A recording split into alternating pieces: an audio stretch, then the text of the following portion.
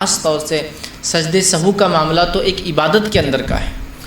اب جب یہ سجدے سہو جو عبادت کے اندر حصہ ہے اور اگر اس کے بارے میں انسان کو علم نہیں ہوتا ہے، پھر ہوتا یہ ہے کہ انسان اگر اس سجدے کا علم نہ رکھے جو کہ نماز کے تکمیل کے لیے ضروری ہوتا ہے، جب اس میں کوئی چیز ہم بھول جاتے ہیں تو پھر پریشانی شروع ہوتی ہے، معاملہ خلط ملط ہونا چالو ہو جاتا ہے اور نماز تو ہو جاتی ہے لیکن انسان اپنی عبادت میں شک میں رہتا ہے۔ تو یہ بڑی اہم چیز ہے، یاد رکھیے۔ تو آج انشاءاللہ عزیز میں آپ کے سامنے ان تینوں سجدوں کے بارے میں کچھ مختصر سی باتیں جو کہ بہت کثرت سے لوگوں نے سوال کیے، اس کا جواب بھی ہو جائے گا اور اس کے تعلق سے بہت سارے لوگ سوال کرتے ہیں اور ایک وضاحت انشاءاللہ عزیز اور ایک نئی معلومات ہمارے اس میں جو اضافہ ہو جائیں گے۔ آئیے سب سے پہلی چیز جس سجدے کے بارے میں آپ کے سامنے تفصیلات رکھتا ہوں وہ سجدے سہو ہے۔ سجدے سہو کا کیا معنی ہے؟ تو یاد رکھیے سہو کا معنی ہوتا ہے بھولنا، مطلب جب انسان نماز پڑھ رہا ہو اس میں اگر وہ کوئی چیز بھول جائے تو اس کے اوپر جو اس کمی کو پورا کرنے کے لیے سجدہ کیا جاتا ہے اسے سجدے سہو کہا جاتا ہے۔ ویسے سہو کا معنی ہی بھول ہو جاتا ہے، بھول، غفلت ہو گئی، آدمی بھول گیا کوئی چیز، ٹھیک۔ تو سجدے سہو، ویسے سہو کا معنی بھول ہوتا ہے لیکن سجدے سہو وہ سجدہ ہوتا ہے یا وہ سجدے ہوتے ہیں، ایک سے زیادہ دو ہوتے ہیں، جو انسان نماز میں کسی کمی یا زیادتی دونوں کے لیے کرتا ہے اور کبھی نماز کے اندر اور نماز کے بعد، یا سلام سے پہلے اور سلام کے بعد دونوں ہی طرح سے یہ سجدے کیے جاتے ہیں، یہ ہوتا ہے سجدے سہو، یاد رکھیے۔ اب آئیے سجدے سہو یاد رکھیے اس کا حکم کیا ہے۔ تو سجدے سہو نماز میں کسی چیز کی بھول اور چوک کے معاملے میں یاد رکھیے یہ واجب ہے، یہ ضروری ہے۔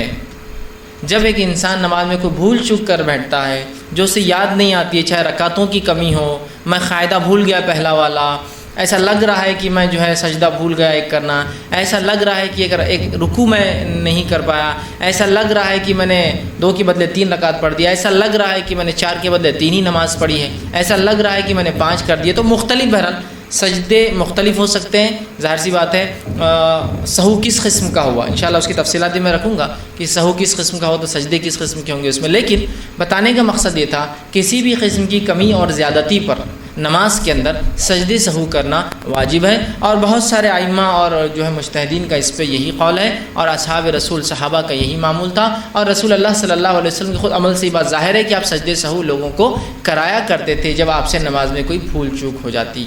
نبی اکرم صلی اللہ علیہ وسلم بھی ایک انسان تھے، انسان ہونے کے ناطے بھول چوک جو ہے آپ کی فطرت تھی، ظاہر سی بات جس طرح سے ہم انسان ہیں بھول چوک ہو جاتی ہے، رسول اکرم صلی اللہ علیہ وسلم بھی انسان تھے اور انسان ہونے کے ناطے بھول چوک آپ سے بھی ہوئی، ٹھیک۔ اور اس بھول کا نتیجہ یہ ہوا کہ سجدے سہو کا طریقہ ہمیں جو ہے بتایا گیا۔ آئیے اس کے تعلق سے کچھ روایتیں ہم دیکھتے ہیں۔ نبی اکرم صلی اللہ علیہ وسلم کے تعلق سے آتا ہے اور حدیث کے الفاظ اس طرح سے ہیں، اور یہ حدیث جو ہے صحیح مسلم کی روایت ہے، آپ صلی اللہ علیہ وسلم کے تعلق سے آتا ہے۔ ابو سعید خدری رضی اللہ عنہ فرماتے ہیں کہ رسول اکرم صلی اللہ علیہ وسلم نے فرمایا اور کہا، تم میں سے جب کسی کو نماز میں شک ہو جائے، ٹھیک، شک ہو جائے کہ اس نے کتنی رکعتیں ادا کی ہے، مطلب اس کو ڈاؤٹ ہے، شک ہے کہ کتنی رکعتیں اس نے ادا کی ہے، تو اگر رکعتیں ادا کی ہیں 3 یا 4، اب وہ کنفیوژن ہے، 4 رکعت کی نماز ہے، اس کو شک ہو رہا 3 یا 4، تو ایسی صورت میں شک کو نظر انداز کر دینا چاہیے، شک کو نکال دینا چاہیے، اس لیے کہ کوئی بھی عبادت شک میں کرنا شریعتاً درست نہیں ہے۔ تو آپ فرما رہے ہیں شک کو نکال دینا چاہیے، تو ہم بھی کوشش کریں کہ اس شک کو نکال دیں، اور پھر آپ فرماتے ہیں شک کو نکال دیں اور یقین پر نماز کی بنیاد رکھیں، یقین کر لے کہ 3 ہوا سمجھ لیجیے، یقین کر لے کہ 2 ہوئی سمجھ لیجیے، سمجھ رہے آپ، یقین کر لے، یقین پر بنیاد رکھیں، پھر سلام پھیرنے سے پہلے سہو کے 2 سجدے کریں، پہلے یقین کر لے، مثال کے طور پر میں نماز میں ہوں، مجھے ڈاؤٹ ہو رہا ہے کہ میں نے 3 رکعت پڑھی ہے 4، تو یقین کر لے، اور ظاہر بات یقین کم پر زیادہ ہوتا ہے، زیادہ کے بنے ہے نا، 3 پر یقین ہو سکتا ہے چونکہ شک کیا ہے 3 یا 4، تو 3 پر یقین کر لے، پھر 1 رکعت پڑھ لیا مطلب 4 کر لی اپنے آپ کے حساب سے، وہ کتنے ہوئے اللہ عالم، اس کے بعد جو ہے آپ سجدے سہو کر لے سلام سے پہلے۔ تو آپ فرماتے ہیں تو پھر جو ہے نماز کی بنیاد رکھے، پھر سلام پھیرنے سے پہلے جو ہے سہو کے 2 سجدے کرے، بس اگر تو نے اگر 5 رکعتیں پڑھی ہوں گی، ٹھیک، مطلب آدمی نے اگر 3 پڑھی ہے تو یہ سہو کا سجدہ اس کو 4 کر دیں گا، اگر 5 پڑھی ہوں گی تو یہ 2 سجدے اسے اچھی جو ہے 6ٹھی رکعت کے قائم مقام کر دیں گے اور جو ہے اسے 6 بنا دیں گے، اور پہلی 4 رکعت الگ اور یہ 2 رکعت نفل کا اسے ثواب ملیں گا۔ تو دیکھیے حدیث نے بہت ساری چیزوں کی وضاحت کی۔ پہلا، نماز میں شک ہو، بھول چوک ہو جائے تو سجدے سہو کرے، شک ہے کہ 3 پڑھی یا 4 پڑھی تو سجدے سہو کر لے، اگر 4 پڑھ لی تھی اور 5ویں ہو گئی، 5 کا بھی لفظ آ رہا ہے نا، کیوں؟ اس کو شک تھا نا 3 اور 4 پڑھا، کیا پڑھا اس نے، اور اس نے سمجھ لیجئے وہ تیسری رکعت جس کو سمجھا وہ چوتھی تھی اس کی، تو اس نے جو ایک رکعت اضافہ کر دی جس کو وہ 3 سمجھ کے 4 کر رہا تھا، تو اصل میں ہوگی 4 کے بعد ایک 5ویں رکعت۔ تو جب 5 پڑھ لی اس نے، مطلب 4 اس کی ہو گئی تھی، غلطی ہوئی، 5 پڑھ لی، تو سجدے سہو یہ 2 سجدے ایک رکعت کے برابر ہوتے ہیں، ایک رکعت کے۔ تو یہ 5ویں رکعت جو زیادہ پڑھ لی وہ 2 سجدے سہو مل کر یہ ہو گئی 6 رکعتیں، تو یہ 2 نفل کا ثواب مل گیا اور یہ 2 جو ہے 4 اس کی فرض ہو گئی۔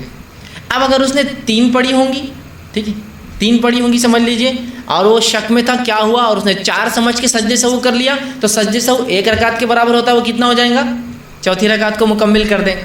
اب اسے شک ہوا کہ اس نے 3 پڑھی یا 4 پڑھی، اور اس نے واقع میں 4 پڑھی، جس کو 3 سمجھ رہا تھا 3 کو 4 سمجھ رہا تھا، سجدے سہو کرنے کی ارادہ کیا ایک رکعت پڑھ لی، جبکہ اس نے ایکچوئل میں 4 ہی پڑھی۔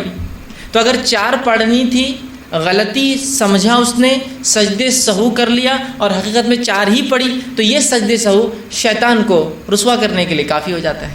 تو ایک رکعت کے قائم مقام ہے، اگر رکعتیں برابر ہے تو سجدے سہو کی وجہ سے شیطان ذلیل ہوتا ہے، اس لیے کہ چونکہ شیطان ظاہر سی بات ہے اس نے آپ کو بھول ڈالی ہے، شیطان ہی تو بھول ڈالتا ہے نا نماز میں، عبادت میں، تو ظاہر سی بات ہے جب آپ سجدہ سہو کرتے ہیں اور اگر برابر رکعتیں تھی لیکن آپ کو شک ہوا، ایسا آپ کو لگ رہا ہے کہ میں نے 4 پڑھی یا 3 پڑھی، جبکہ آپ نے برابر 3 پڑھی اور آپ نے اس کو 3 سمجھ کے پھر چوتھی کیا، تو 4 ہی رکعت ہوئی، لیکن سجدے سہو کی وجہ سے شیطان ذلیل ہو گیا۔ آپ کو لگا 3 ہے یا 4 ہے، جبکہ آپ نے 4 برابر پڑھی تھی، آپ نے ایک اور کھڑے ہو گئے، آپ 4 مطلب 3 سمجھ کے کھڑے 5 ہی پڑھ لی، سجدے سہو مل کر کیا ہو گیا 2 رکعتیں بن گئی، 2 رکعت نفل کا ثواب۔ اسی طرح آپ کو 3 یا 4 پہ شک تھا اور واقعی میں آپ نے 3 ہی پڑھی تھی، ٹھیک، اور سجدے سہو آپ نے کر لیا، جبکہ آپ کو لگ رہا ہے کہ میں نے 4 کر لی، سجدے سہو کر لیا، تو سجدے سہو ایک رکعت کے برابر ہو گیا، تو یہ 4 رکعت پوری ہو گئی۔ تو سجدے سہو ایک رکعت کے قائم مقام ہے، کم ہو جائے تو پورا کر دیں گی، زیادہ رکعتیں ہوں گی تو 2 کو الگ کر کے ثواب دے دیں گی، اور اگر برابر تھی تو شیطان کو ذلیل کر دیں گے، رسوا کر دیں گے کہ اس نے آپ کو بھلانا چاہا لیکن آپ نے پھر بھی سجدے سہو کر کے اپنے رب سے جو ہے اس کی تلافی کر لی، اس کمی کو پورا کر دیا۔ سمجھ میں آئی بات؟ آئیے آگے۔ نبی اکرم صلی اللہ علیہ وسلم فرماتے ہیں، اسی طرح عبدالرحمن ابن عوف رضی اللہ عنہ اس حدیث کے راوی ہیں، اور یہ حدیث جو ہے سلسلۃ احادیث صحیحہ جامع ترمذی اور مسند احمد کی روایت ہے۔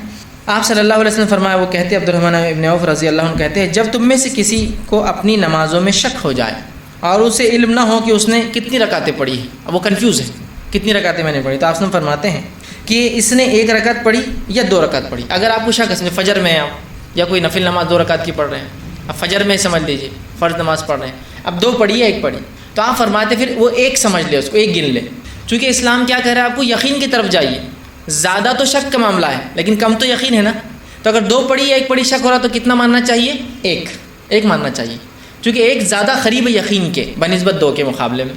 اگر اسے شک ہے 2 پڑھی یا 3 پڑھی، ایسا وہ 4 رکعت کی نماز پڑھ رہا ہے، اب 2 اور 3 میں شک، یا مغرب پڑھ رہا ہے 2 اور 3 میں شک ہو گیا اس کو، تو پھر کس پر آپ فرماتے 2 پر یقین کر لیں۔ اسے شک ہے 3 پڑھی یا 4 پڑھی تو 3 پر یقین کر لیں۔ حدیث کے الفاظ آپ نے فرمایا، اسے علم نہ ہو کہ 3 پڑھی یا 1 پڑھی یا 2 تو پھر 1 پہ یقین کر لے، 2 پڑھی یا 3 تو 2 پہ یقین کر لے، 3 پڑھی یا 4 تو 3 رکعت پہ یقین بنا لے کہ میں 3 ہی پڑھی میں نے۔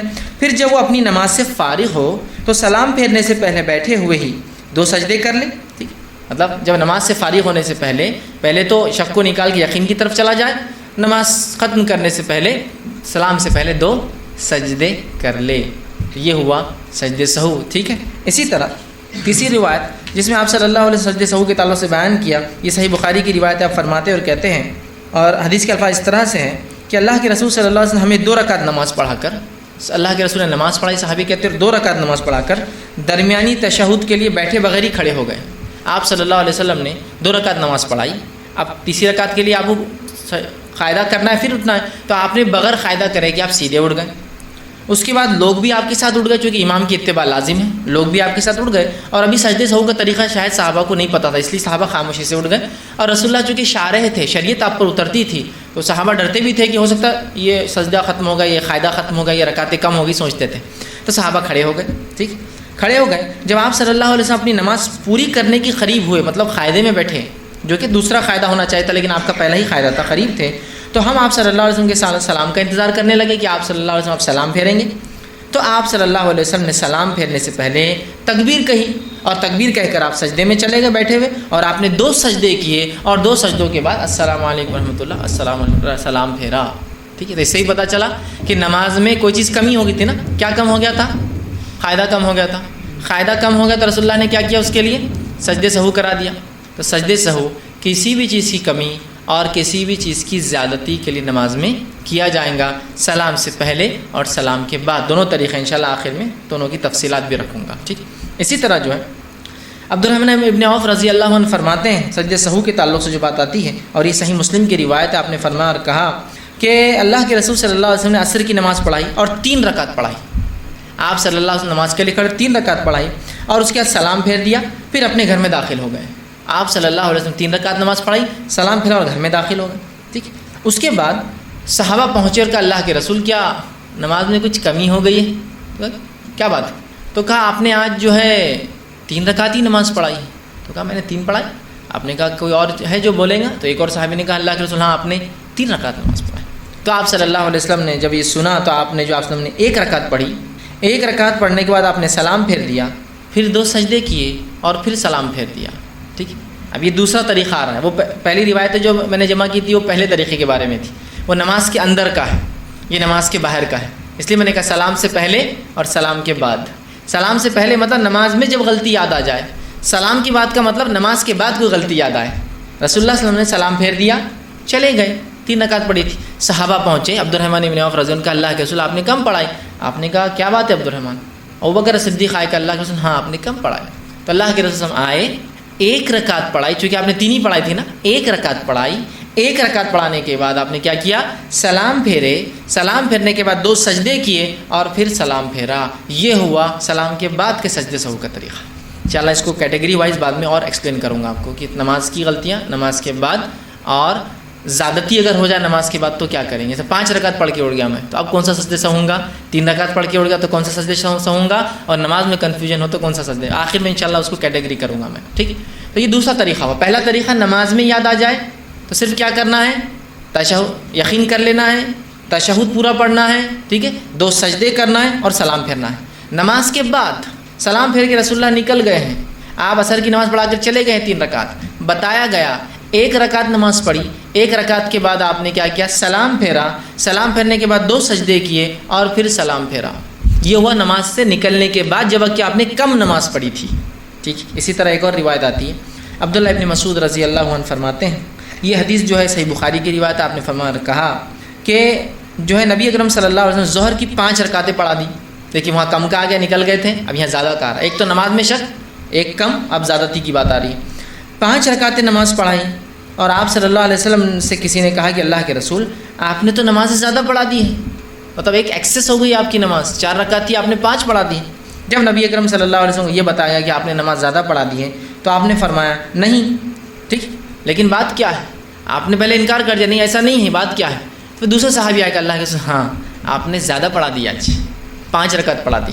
تب اللہ کے رسول صلی اللہ علیہ وسلم تو لوگوں نے کہا کہ آپ نے 5 رکعتیں، مطلب ایک گواہی نہیں، ایک سے زیادہ گواہی لینا چاہیے امام کو جب اس کی نمازوں میں کوئی کہہ رہا ہے کمی اور زیادتی ہو. رسول اللہ نے ایک صحابی کی بات سنی لیکن مانا نہیں، کہا کیا بات ہے ایسا کیوں کہہ رہے ہو؟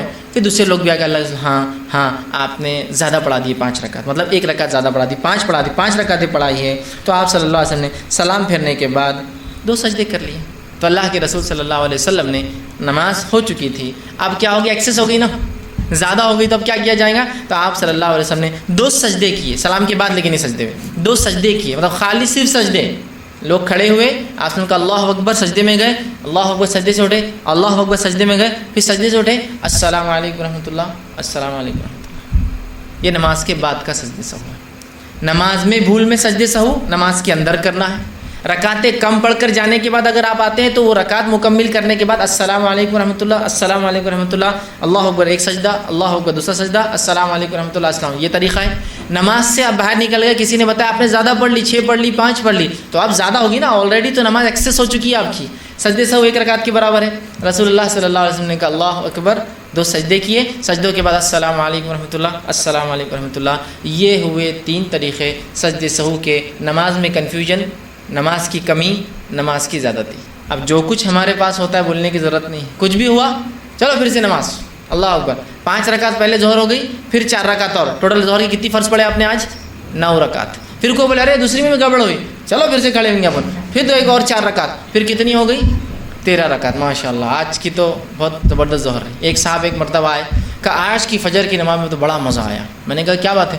تو بولے آج کی فجر میری 6 رکعت فرض ہوئی. میں نے کہا ماشاء اللہ 6 رکعت فرض فجر کی. تو کہا میں سمجھ گیا کیا ہوا ہوں گا مسجد میں. تو بولے میں پہلے مسجد میں گیا, نماز کے لیے کھڑا ہوا, امام صاحب سے غلطی ہوئی, سجدے سہو بھول گئے. لوگوں نے کہا امام صاحب غلطی, سجدے سہو. امام صاحب سیدھا کھڑے ہوئے, بولے پھر اللہ اکبر. پھر کھڑے ہوئے, سورے الٹے پڑھ لیے, مطلب نمبر کے اعتبار سے بعد والے کو پہلا پڑھ لیا, پہلے والے کو بعد میں. حالانکہ اس سے کچھ نہیں ہوتا, لیکن پھر بھی بولے. بعد میں ایک بڈھا کھڑا ہوا اور کہا کہ امام صاحب ترتیب پلٹ گئی. تو امام صاحب بولے پھر کیا, سجدے تم نے سہو بھی نہیں کیا. پھر 2 رکعت. امام صاحب بولے پھر سے, بولے چلیے. پھر کھڑے ہو گئے, بولے میں بھی کھڑا ہو گیا. بولے چلو ثواب پہ ثواب اپنے کو, آج ان کا اختلاف اپنا ثواب نہ, پھر کھڑے ہو جاؤ. چلو پھر میں کھڑا ہوا, بولے پھر 2 رکعت ہوئی. بولے حالانکہ اس کے بعد بھی اختلاف ہو رہا تھا. میں نے کہا بہت زیادہ ہو گئی, 6 ہو گئی آلریڈی, چلو. یہ حالت ہے ہمارے پاس. کتنا آسان طریقہ ہے سجدے سہو کا, لیکن یہ طریقہ بھی ہم نہیں جانتے. کتنی افسوس کی بات ہے نا. یہ ہماری نمازوں کو مکمل کراتے ہیں, نمازوں سے شک کو نکالتے ہیں, تعداد کو برابر کرتے رکعتوں کی. یہ ایک فرض عبادت کو مکمل کرتے ہیں, لیکن سجدے سہو کا طریقہ بہت کم لوگ جانتے ہیں. کتنی عجیب بات ہے نا. فرض چیز کو, جو چیز تکمیل کو لے جاتی ہے نا, پہنچاتی ہے کمپلیشن کو, اس چیز کا سیکھنا بھی اتنا ہی فرض ہے جتنا اس عبادت کا کرنا فرض ہوتا ہے. معلوم آپ کو, جو چیز فرائض کی تکمیل کو پہنچاتی ہے تو اس چیز کا سیکھنا بھی اور کرنا بھی اتنا ہی فرض ہے جتنا اس عبادت کا کرنا فرض ہے. تو اگر نماز پڑھنا فرض ہے تو نماز, جو چیز جس سے نماز کمپلیٹ ہوتی ہے, ان تمام چیزوں کا سیکھنا فرض ہے. جیسا کہ طہارت کا سیکھنا فرض ہے, وضو اور غسل کا سیکھنا فرض ہے, نماز کو مکمل کرنے والے اعمال سیکھنا فرض ہے. نماز سے بھول ہو جائے تو اس کا سیکھنا بھی اتنا ہی فرض ہے. تو ہم کو تو خالی نماز کی فرضیت معلوم, باقی تمام چیزیں ہم بھول چکے ہیں. سیکھنا پڑیں گی یہ سب چیزیں. تو یہ ہے سجدے سہو کے بہرحال طریقہ. اسی طرح جو ہے سجدے سہو کے تعلق سے جو باتیں روایت میں ملتی, حدیثوں میں آتی ہیں, اس میں سے ایک چیز صحیح بخاری کی روایت میں جو ملتی وہ یہ ہے کہ ابو ہریرہ رضی اللہ عنہ فرماتے ہیں کہ جو ہے بہرحال وہی روایت ہے جو آپ سمجھیں جو نماز میں اگر زیادتی تو کیا کیا جائے. تو چلیے میں اپنی بات کو اب سمٹتا ہوں اور سجدے سہو کے تینوں طریقے پھر ایک بار آپ کو ڈیٹیل میں رکھ دیتا ہوں, اور انشاءاللہ آگے ہم بڑھ جائیں گے. پہلا, نماز میں اگر آپ کو کوئی شک ہو رہا ہے, نماز میں آپ کوئی چیز بھول رہے ہیں, نماز میں 2 پڑھی 3 پڑھی 3 پڑھی 4 پڑھی 1 پڑھی 2 پڑھی, شک ہو رہا ہے, شک کو نکال دیجئے. دل کو یقین کی طرف لے جانے کے لیے کم تعداد کو پکڑ لیجئے جو کم رکعتیں ہو رہی ہے.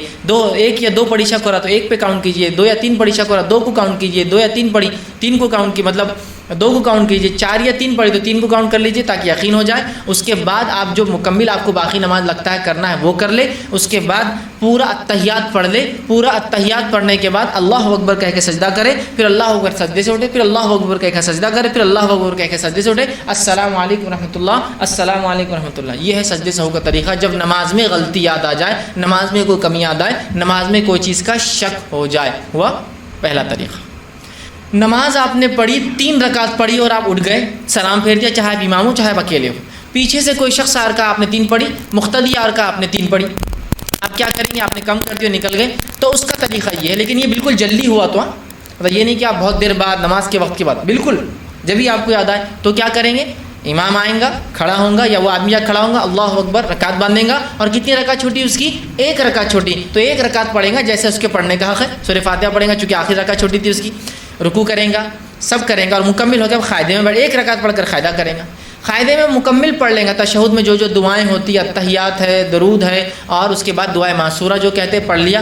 وہ سب پڑھنے کے بعد وہ کہیں گا السلام علیکم ورحمۃ اللہ, السلام علیکم ورحمۃ اللہ, اللہ اکبر, سجدے میں جائیں گا, اللہ اکبر سجدے سے اٹھیں گا, اللہ اکبر سجدہ کریں گا, اللہ اکبر سجدے سے اٹھیں گا, السلام علیکم ورحمۃ اللہ, السلام علیکم ورحمۃ اللہ. یہ ہوا نماز سے نکلنے کے بعد, جبکہ تعداد کم تھی. ہو گیا طریقہ. یاد رکھیے وہ پہلا سلام جو آپ پھر کے سجدہ کریں گے 2, اس کے بعد پھر سے التحیات نہیں پڑھنا ہے. آپ پورا التحیات پہلے پڑھ لینا ہے. پہلے کیس میں بھی پورا پڑھنا ہے, دوسرے کیس میں بھی پورا پڑھنا ہے. سلام کیا 2 سجدے اور سلام ہے صرف. پہلے اس میں پورا پڑھنے کے بعد 2 سجدے اور سلام ہے. سمجھ گئے آپ بات. اب آپ نماز سے باہر نکلے, امام ہو یا مقتدی ہو, یا معاف کرنا امام ہو یا انفرادی نماز پڑھ رہے ہو, اور کسی نے کہا آپ نے 5 رکعت نماز پڑھ لی. بھائی صاحب, امام صاحب 5 رکعت ہو گئی آپ کی, اب تو ایکسیس ہو گیا نا آلریڈی. تو صرف امام آئیں گا, اللہ اکبر کہیں گا, سب لوگ اللہ اکبر کہہ کے سجدے میں ساتھ جائیں گے. ٹھیک ہے, پھر اٹھیں گے اللہ اکبر سجدے سے, اور یہ سجدے بیٹھ کے ہی ہو رہے ہیں. ذرا سجدے میں چلا گیا, پھر اٹھا, اللہ اکبر اٹھا, پھر اللہ اکبر سجدے میں گیا, پھر اللہ اکبر سجدے سے اٹھا, السلام علیکم ورحمۃ اللہ, السلام علیکم ورحمۃ اللہ. ہو گئے. یہ ہے سجدے سہو کا طریقہ. نماز میں یاد آئے تو, نماز کے بعد کمی کا اظہار ہو تو, نماز کے بعد زیادتی کا اظہار ہو تو. یہ ہے سجدے سہو کے طریقے. اب ہمارے پاس ایک عجیب معاملہ ہے. یہ 2 سجدے سہو کے طریقوں کو ہر بار ہم ملا کر لیتے ہیں, کمبائن کر کے. کیسے؟ نماز میں غلطی ہو گئی, نہیں ہم تو حنفی ہیں, میرے بھائی حنفی شافعی کچھ نہیں ہوتا جب معاملہ کتاب و سنت سے واضح ہو. جب معاملہ کتاب و سنت سے واضح اور کلیئر نہ ہو تو آپ جس عالم کو بہتر سمجھے آپ بات لیجئے، اس میں کوئی مسئلہ نہیں. بھائی اس مسئلے میں حنفی ہوں، کوئی بات نہیں. اس مسئلے میں ہم شافعی کی رائے مجھے پسند ہے، کوئی بات نہیں. اس مسئلے میں جہاں قرآن حدیث سے بات ثابت نہیں، امام مالک کی رائے کو میں ترجیح دیتا ہوں، کوئی بات نہیں. اس مسئلے میں جو کوئی صحیح دلیل نہیں مل رہی تو امام احمد بن حنبل کی رائے کو ترجیح دیتا ہوں، کوئی بات نہیں. اس مسئلے میں جو ہے میں فلاں چیز مجھے نہیں ملتی تو میں آج کے دور میں کسی عالم کو بن باز کی رائے کو بہتر سمجھتا ہوں، کوئی بات نہیں. لیکن یہ تمام چیزیں کب ہوں گی؟ اللہ کی کتاب، اس کے رسول کی سنت اور اصحاب صحابہ کی کوئی اقوال یا آثار نہ ہو تب لیا جائے گا. تب میں حنفی شافعی آپ بولنے میں کوئی مسئلہ نہیں کہ بھائی اس معاملے میں یہ رائے میں رکھتا ہوں. یاد رکھیے، اس لیے کہ بہت سارے بڑے بڑے علماء ہیں جو اپنے نام کے آگے لگایا کرتے تھے، جیسے کہ علامہ ابن کثیر کے نام کے آگے آپ کو ملیں گا شافعی، ہے نا، لگا ہوا ہے نام کے آگے، یا امام جو ہے خدامہ حنبلی لگا ہوا ہے نا ان کے آگے، ہے نا. تو اس کا معنی یہ کہ جب قرآن حدیث میں اور آثار صحابہ میں یا ان کے اقوال ہمیں کچھ نہیں ملتا ہے تو ہم اس امام کو لیتے ہیں، کوئی مسئلہ نہیں. اپنے آپ کو اس طرف منسوخ کرنا وہ تعصب کی بنیاد پہ منسوخ نہیں کرتے جیسے ہم تعصب کی بنیاد پہ کرتے ہیں، ویسا نہیں تھا. وہ کنفرمسٹ نہیں تھے جیسے آج ہم ہو چکے مخلد، ویسے نہیں تھے. وہ تو اطاعت کے معاملے میں تھا کہ اب کوئی بات سمجھ میں نہیں آ رہی تو کس کی رائے لوں. بہتر ہے آج کے زمانے سے بہتر ہے قدیم جو علماء تھے جو قرآن حدیث سے قریب تھے، زمانہ نبی نبوت سے قریب تھے، صحابہ سے زیادہ بہتر ہے نا. ٹھیک ہے، نہیں بھائی ہم حنفی ہے تو امام ابو حنیفہ کی بات لی جائیں گی. کب؟ جب قرآن حدیث سے بات نہ ملے تو میرے بھائی. تو ہمارے پاس کیا ہوتا ہے؟ نماز میں غلطی ہوئی، اس کے بعد 2 سجدوں کے طریقے سہو کے ملا دیے جاتے ہیں، مکس. کیسا؟ ایک ہے نماز کے اندر غلطی یاد آئے تو پورا پڑھ کر سلام سجدے کر کے سلام پھیرنا ہے، اور نماز کے بعد اگر ہو تو اس کے اندر سلام پھیر کر سجدے کر کے پھر سلام کرنا ہے. اب دونوں کو مکس کر لیا گیا. دیکھیے غلطی ہوئی تو امام پہلے اتحیات پورا پڑھ لیتا ہے، ٹھیک. اتحیات کے بعد کہتا ہے السلام علیکم ورحمۃ اللہ، آدھا سلام، کیوں تو بولے حدیث میں الفاظ ہے سلام کرتے رسول اللہ. اب سلام کرتے بولے تو آدھا سلام کرے اللہ کے رسول نے. حدیث میں آتا رسول اللہ نماز کیا سلام کرتے تو کسی نے کیا یہ مانا لیا آدھا سلام کرتے کہ تو ایک ہی لفظ سلام، 2 سلام کرتے لفظ نہیں سلام کیا تو سلام، تو وہ سلام بولے تو ایک سلام السلام علیکم ورحمۃ اللہ. اس کے بعد پھر اللہ اکبر، پھر اللہ اکبر ہے سجدے کرتے ہیں، اور پھر اتحیات، اور پھر السلام علیکم ورحمۃ اللہ. یہ 2 سجدے سہو کے طریقوں کو ملا دیا، جس میں سے پہلا طریقہ آدھا لیا، سلام پھیرتے تو صرف ایک پھیر دیا، اور دوسرا طریقہ پورا لیا. ایسا نہیں ہے میرے بھائیوں. کتنا کلیئر ٹیکسٹ ہے، کتنی واضح حدیثیں ہیں میں نے آپ کے سامنے رکھی، بغیر کسی اختلاف کی یہ حدیثیں ہیں. ایسا نہیں کہ ان کے پاس یہ ان کے پاس یہی ہے سب کے پاس. تو اس بات کو سمجھنے کی ضرورت ہے. لیکن دوسرا، امام صاحب اگر ایسا کرے تو ہم کیا کریں؟ بہت سے لوگ کیا کرتے ہیں، امام صاحب السلام علیکم ورحمۃ اللہ کے 2 سجدے کرے، ہمارا آدمی بولتا نہیں میں قرآن حدیث کو نہیں مانوں گا، یہ بات کو میں نہیں کروں گا، ایک سلام سیدھا امام صاحب سجدے کروں گا. نہیں، آپ کو کرنا پڑے گا، اس لیے کہ امام کی اتباع پر واجب ہے، چاہے اس غلطی میں آپ تھے یا چاہے اس غلطی میں آپ نہیں تھے اس کی. چونکہ امام نے کی غلطی تو آپ کو کرنا پڑے گا. یہ بات مقتدی نے کی غلطی تو امام کو کچھ نہیں کرنا اور مقتدی کو بھی نہیں، لیکن امام کو کرنا ہے. امام کی غلطی تو آپ کو، جیسے آپ تیسری رکعت میں ملے، امام نے پہلی رکعت میں غلطی کی تھی کوئی، آپ نہیں تھے اس غلطی میں، لیکن پھر بھی آپ کو کرنا پڑے تو آپ کو پھیرنا ہی پڑے گا. یہ مجبوری ہے. لیکن لوگوں کو چاہیے وہ علم کو عام کرے، چیزوں کو سمجھنے کی بہرحال وہ کوشش کرے. اسی طرح جو ہے جو باتیں ہم کو ملتی ہے جو سجدے کے تعلق سے، یہ تو 3 طریقے بہرحال میں نے آپ کے سامنے پورے وضاحت کر دیے. اب سجدے سہو کے لیے یاد رکھیے 2 سجدے آپ کو کرنا ہے، ایک سجدہ نہیں کرنا ہے. سجدے سہو کے لیے ہم کو 2 سجدے کرنا، جتنی تفصیلات آئی بہرحال ہم نے دیکھا وہ 2 سجدوں کے تعلق سے ہی آئے، اور یہی جو ہے سنت ہے اور یہی طریقہ ہے. سجدہ کرتے یا سجدے کرتے حدیث میں الفاظ سجدہ ہے تو یہ نہ سمجھے کہ آپ ایک، بلکہ ہم کو 2 کرنا ہے. اب اگر آپ نماز سے باہر نکلے یا 3 رکعت پڑھ کر نکلے اور بہت دیر ہو گئی اور بہت دیر بعد کسی نے یاد دلایا کہ آپ نے 3 رکعت پڑھی تھی، تو آپ علماء لکھتے ہیں چونکہ وہ بہت دیر ہو چکی ہے، نماز نکل چکا ہے، رسول اللہ صلی اللہ علیہ وسلم نے نماز پڑھی تھی 3 رکعت، آپ صرف اپنے گھر جا کر واپس آئے تھے، بہت دیر ہو گئی، سمجھ لیجیے گھنٹہ 2 گھنٹے ہو گئے، اور کسی نے نماز کا وقت باقی ہے اور کسی نے یاد دلایا، تو یاد رکھیے اب آپ کو پوری نماز دہرانا پڑے گی، چونکہ آپ بہت دیر کر چکے ہیں. اگر فوراً ہو جاتا ہے 5-10 منٹ میں کلیریفیکیشن تو ہو سکتی ہو سجدے، مطلب 1 رکعت پڑھ کر سلام، لیکن اگر بہت دیر ہو گئی تو آپ کو پوری 4 رکعت دہرانا پڑیں گی. پھر یاد رکھیے. اب ایک سوال لوگ کرتے ہیں، اگر سمجھ لیجیے سجدے سہو کی ضرورت تھی اور میں نے سلام پھیر دیا اور نماز کا وقت بھی ہو گیا، سمجھ لیجیے میں نے ظہر میں غلطی کی، سلام بھی ہو گیا، مجھے یاد نہیں آئی، اور مجھے عصر میں کسی نے بتایا آپ نے ظہر میں ایسا کیا تھا، اب کیا کروں؟ تو جو نماز کا وقت گزر چکا اس کے لیے کوئی سجدہ سہو نہیں ہوگا، وہ چلا گیا، وہ ہو گیا، وہ اسی ٹائم میں کرنا تھا آپ کو، جیسا کہ نماز کا جو فرضیت کا وقت ہے اسی میں اس کا سہو ہونا چاہیے تھا، وہ چلا گیا، اس کے لیے آپ کو کچھ بھی کرنے کی ضرورت نہیں ہے. ایک اور سوال لوگ کرتے ہیں، اگر احتیاطاً، چونکہ نماز میں تو غلطی ہوتی ہے، ہمارے ہر آدمی کی ہوتی ہے نا، آپ کی ہوتی ہے، میری ہوتی ہے، ہر نماز میں سجدے سہو کر لیا جائے تو میں کہوں گا یہ شیطان کا وسوسہ ہے آپ کو. پھر یہ شیطان کا وسوسہ ہوتا ہے. اس کا مطلب ہر نماز آپ شک میں پڑھ رہے ہیں. اسلام شک کی عبادت کو پسند نہیں. کچھ لوگ ہوتے ہیں احتیاطاً یار ہر نماز میں سجدے سہو کر لینا چاہیے. یہ احتیاط نہیں چلتی. ایسی احتیاط زکوٰۃ میں کرتے کا ایک زکوٰۃ دے 1000 زکوٰۃ ہے, دینے کے بعد احتیاطاً اور 1000 دے دینا چاہیے, اس لیے کہ پتہ نہیں قبول ہوئی نہیں. ایک حج کر لیا, نہیں احتیاطاً ایک اور حج کر لینا چاہیے, پتہ نہیں پہلا حج قبول ہوا نہیں ہوا. کرتے کیا بولی؟ ایک بار نکاح کا خطبہ ہوگا, نہیں احتیاطاً ایک بار پڑھ دو امام صاحب, اس لیے پتہ نہیں پہلا خطبہ ہوا نہیں ہوا, جسٹ کر لیجیے. کرتے ہیں کیا؟ کرتے ہیں کیا؟ نہیں. تو نماز میں کیوں؟ نماز میں شیطان وسوسے ڈالتا ہے. ٹھیک ہے, ایک صحابی کا قول آتا ہے ان کو شیطان آ کے وسوسے ڈالتا تھا, نماز نہیں ہوئی, نماز میں کمی ہو گئی. تو وہ کہتے تھے کہ جب مجھے وسوسہ آتا تھا میرے نماز میں کمی ہوئی تو میں کبھی سجدے سہو نہیں کرتا تھا, تاکہ شیطان کو ذلیل کروں. کیوں؟ تو اگر سجدے سہو ہر بار آدمی کر لے, اس کا مطلب ہر بار وہ شک میں ہے, اور شک کی بات اللہ قبول نہیں کرتا, یاد رکھیے. تو یہ بات بہت سے لوگ پوچھتے ہیں احتیاطاً اگر کر لے تو نہیں. رسول اللہ صلی اللہ علیہ وسلم نے کبھی نہیں کیا. کسی صحابی نے سجدے سہو کنٹینیو نہیں کیا کہ نہیں احتیاطاً احتیاطاً احتیاطاً, کبھی نہیں. سمجھ گئے بات کو؟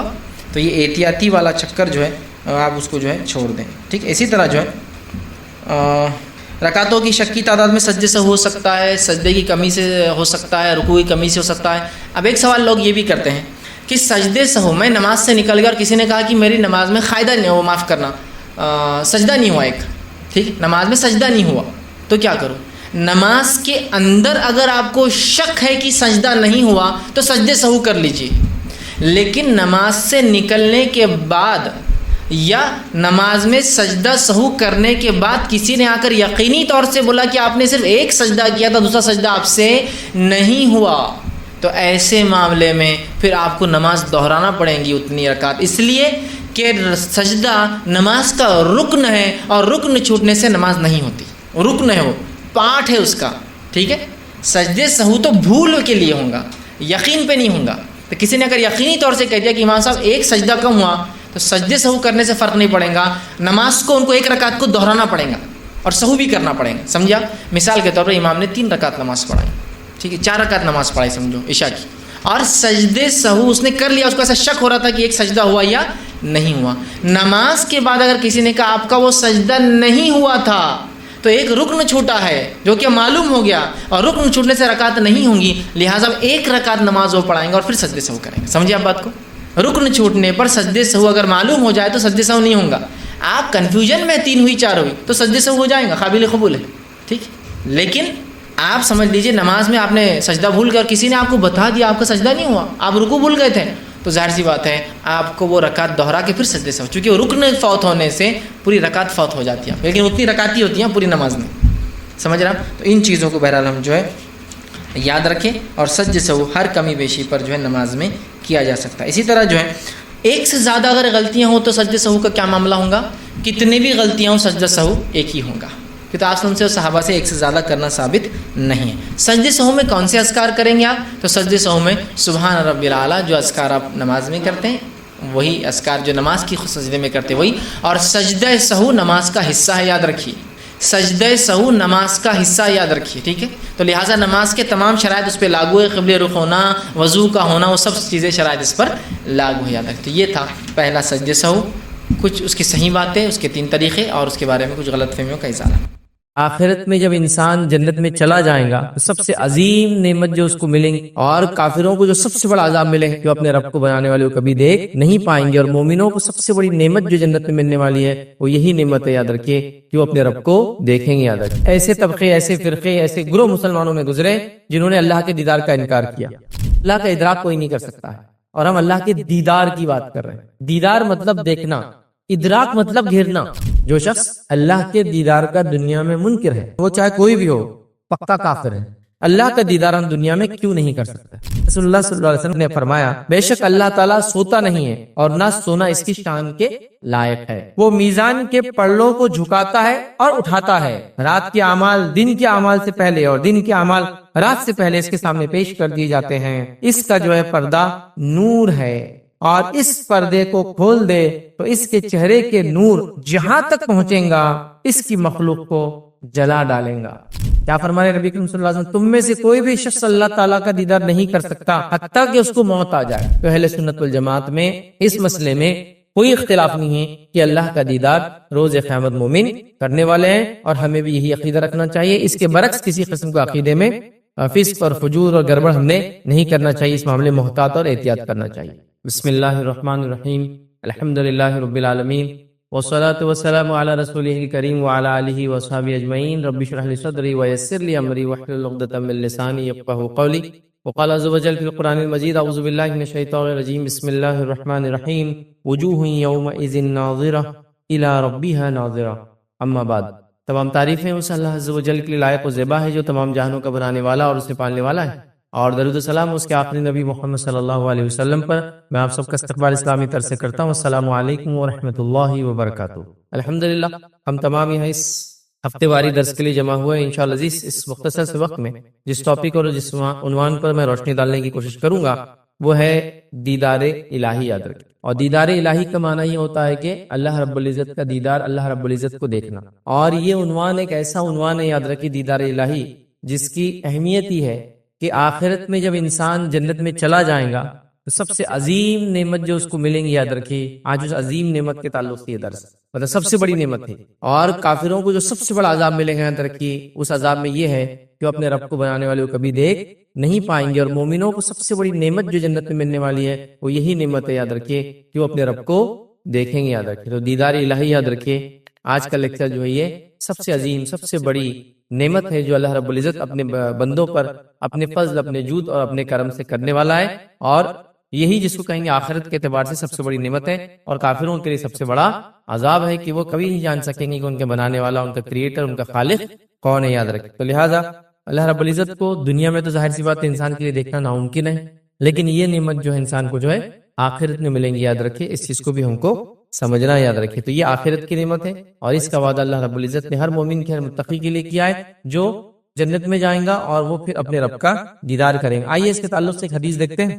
حدیث یاد رکھیں اس طرح سے کہ صحیح مسلم کی روایت، اللہ کے رسول صلی اللہ علیہ وسلم فرماتے اور کہتے ہیں، یاد رکھیے اس طرح سے حدیث یاد رکھیے، اور جو ہے صہیب رومی رضی اللہ عنہ اس کے راویوں فرماتے ہیں کہ اللہ کے رسول صلی اللہ علیہ وسلم نے فرمایا، جب جنت والے جنت میں داخل ہو جائیں گے اور اس وقت اللہ تبارک و تعالیٰ فرمائیں گا، تمہیں کوئی چیز چاہیے جو تمہیں مزید عطا کروں؟ اللہ جنت میں پوچھا جائے گا، کیا تمہیں کچھ چاہیے جو میں تمہیں اور دوں، چیز جو ہے تمہیں مزید عطا کروں؟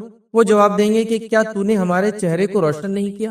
تو جنتی کہیں گے، اللہ تو نے ہمارے چہرے کو کیا روشن نہیں کیا؟ کیا تو نے ہمیں جنت میں داخل نہیں کیا؟ مطلب یہ لوگ جواب دے رہے کہ اللہ تو نے ہمارے چہرے کو روشن کیا، مطلب جنتی بن گئے ہم، تو نے ہمیں جنت میں داخل کیا، اور دوزخ سے نجات نہیں دی، مطلب تو نے ہم کو دوزخ سے نجات دی۔ آپ صلی اللہ علیہ وسلم نے فرمایا، چنانچہ اس پر اللہ رب العزت جو ہے پردہ اٹھا دیں گا، تو انہیں کوئی چیز ایسی عطا نہیں ہوں گی جو انہیں اپنے رب عز و جل کے دیدار سے زیادہ محبوب ہوں گی۔ جب جنتی جنت میں چلے جائیں گے، نعمتوں کا فائدہ اٹھائیں گے، تب اللہ رب العزت ایک سوال کریں گا، کیا تمہیں کچھ اور چیز چاہیے مزید؟ جنتی کہیں گے، اللہ تیرا فضل ہے، تو نے چہرے کو روشن کیا، مطلب جنتیوں میں رکھا، جنت میں ڈالا، جہنم کے نجات دیا، اب کیا باقی ہے؟ تو اللہ رب العزت پھر پردہ ہٹا دیا جائے گا اور وہ اپنے رب کو دیکھیں گے۔ اور اللہ کے رسول صلی اللہ علیہ وسلم فرماتے کہتے ہیں، اور اللہ رب العزت کے دیدار سے زیادہ محبوب کوئی چیز ان کو نہیں ہوگی، مطلب یہ سب سے محبوب چیز ہوں گی۔ یاد رکھیں، اس کا مطلب وہ جنت کی سب سے بڑی نعمت یہی ہے، اور جہنمیوں کا سب سے بڑا عذاب بھی یہی ہے۔ جنتیوں کی سب سے بڑی نعمت یہ ہے کہ اپنے رب کو پیدا کرنے والے کو دیکھ پائیں گے، اور جہنمیوں کا سب سے بڑا عذاب یہ ہوگا کہ اپنے خالق کو کبھی دیکھ نہیں پائیں گے۔ یاد رکھیے، تو یہ بڑی اہم چیز ہے۔ اور اس کے بعد اللہ کے رسول صلی اللہ علیہ وسلم نے سورہ یونس کی آیت نمبر 26 کا ایک حصہ تلاوت کیا اور فرمایا اور کہا، للذین احسنوا الحسنى وزیادہ۔ اللہ کے رسول نے یہ آیت کا حصہ پڑھا اور فرمایا، جس کا ترجمہ یہ ہے، جن لوگوں نے بھلائی کی ان کے لیے خوبصورت جزا ہے، مطلب خوبصورت بدلہ ہے، اور مزید ان کے لیے ہے۔ اور مزید ان کے لیے کا ترجمہ یہ اس کا معنی اور مفہوم مفسرین نے اور محدثین نے لیا، مزید ان کے لیے مطلب دیدار الہی، جو انہوں نے کیا اس کا خوبصورت بدلہ ہے، اور جو انہوں نے کیا اس کا مزید اضافہ ملے گا، مزید اضافے میں دیدار الہی۔ اور وہ حدیث صحیح مسلم کی اس میں ہم نے دیکھ چکے کہ نعمت ملیں گی، اللہ سوال کریں گا، پھر اپنا دیدار کروائیں گا، اور یہ سب سے بڑی نعمت ہوں گی۔ آتے اور یہ زیادہ ہے، جنت میں جانا یہی سب سے بڑی نعمت تھی کہ انسان کے لیے، مطلب جہنم سے نجات، اور زیادہ ان کو دیا جائے گا، اور زیادہ سے مراد اللہ رب العزت کا دیدار ہے۔ یاد رکھے، تو لہٰذا اللہ رب العزت کا دیدار یاد رکھے، یہ بڑی عظیم نعمت ہے۔ اس عظیم نعمت کو حاصل کرنے کے لیے انسان کو جد و جہد اور کوشش کرنا پڑے گی۔ سب سے پہلے تو ایمان لانا پڑے گا، چاہے وہ جس درجے کا بھی ہو، کیونکہ ایمان والا ہی جنت میں جائے گا، مشرک اور کافر جنت میں کبھی نہیں داخل ہوں گے۔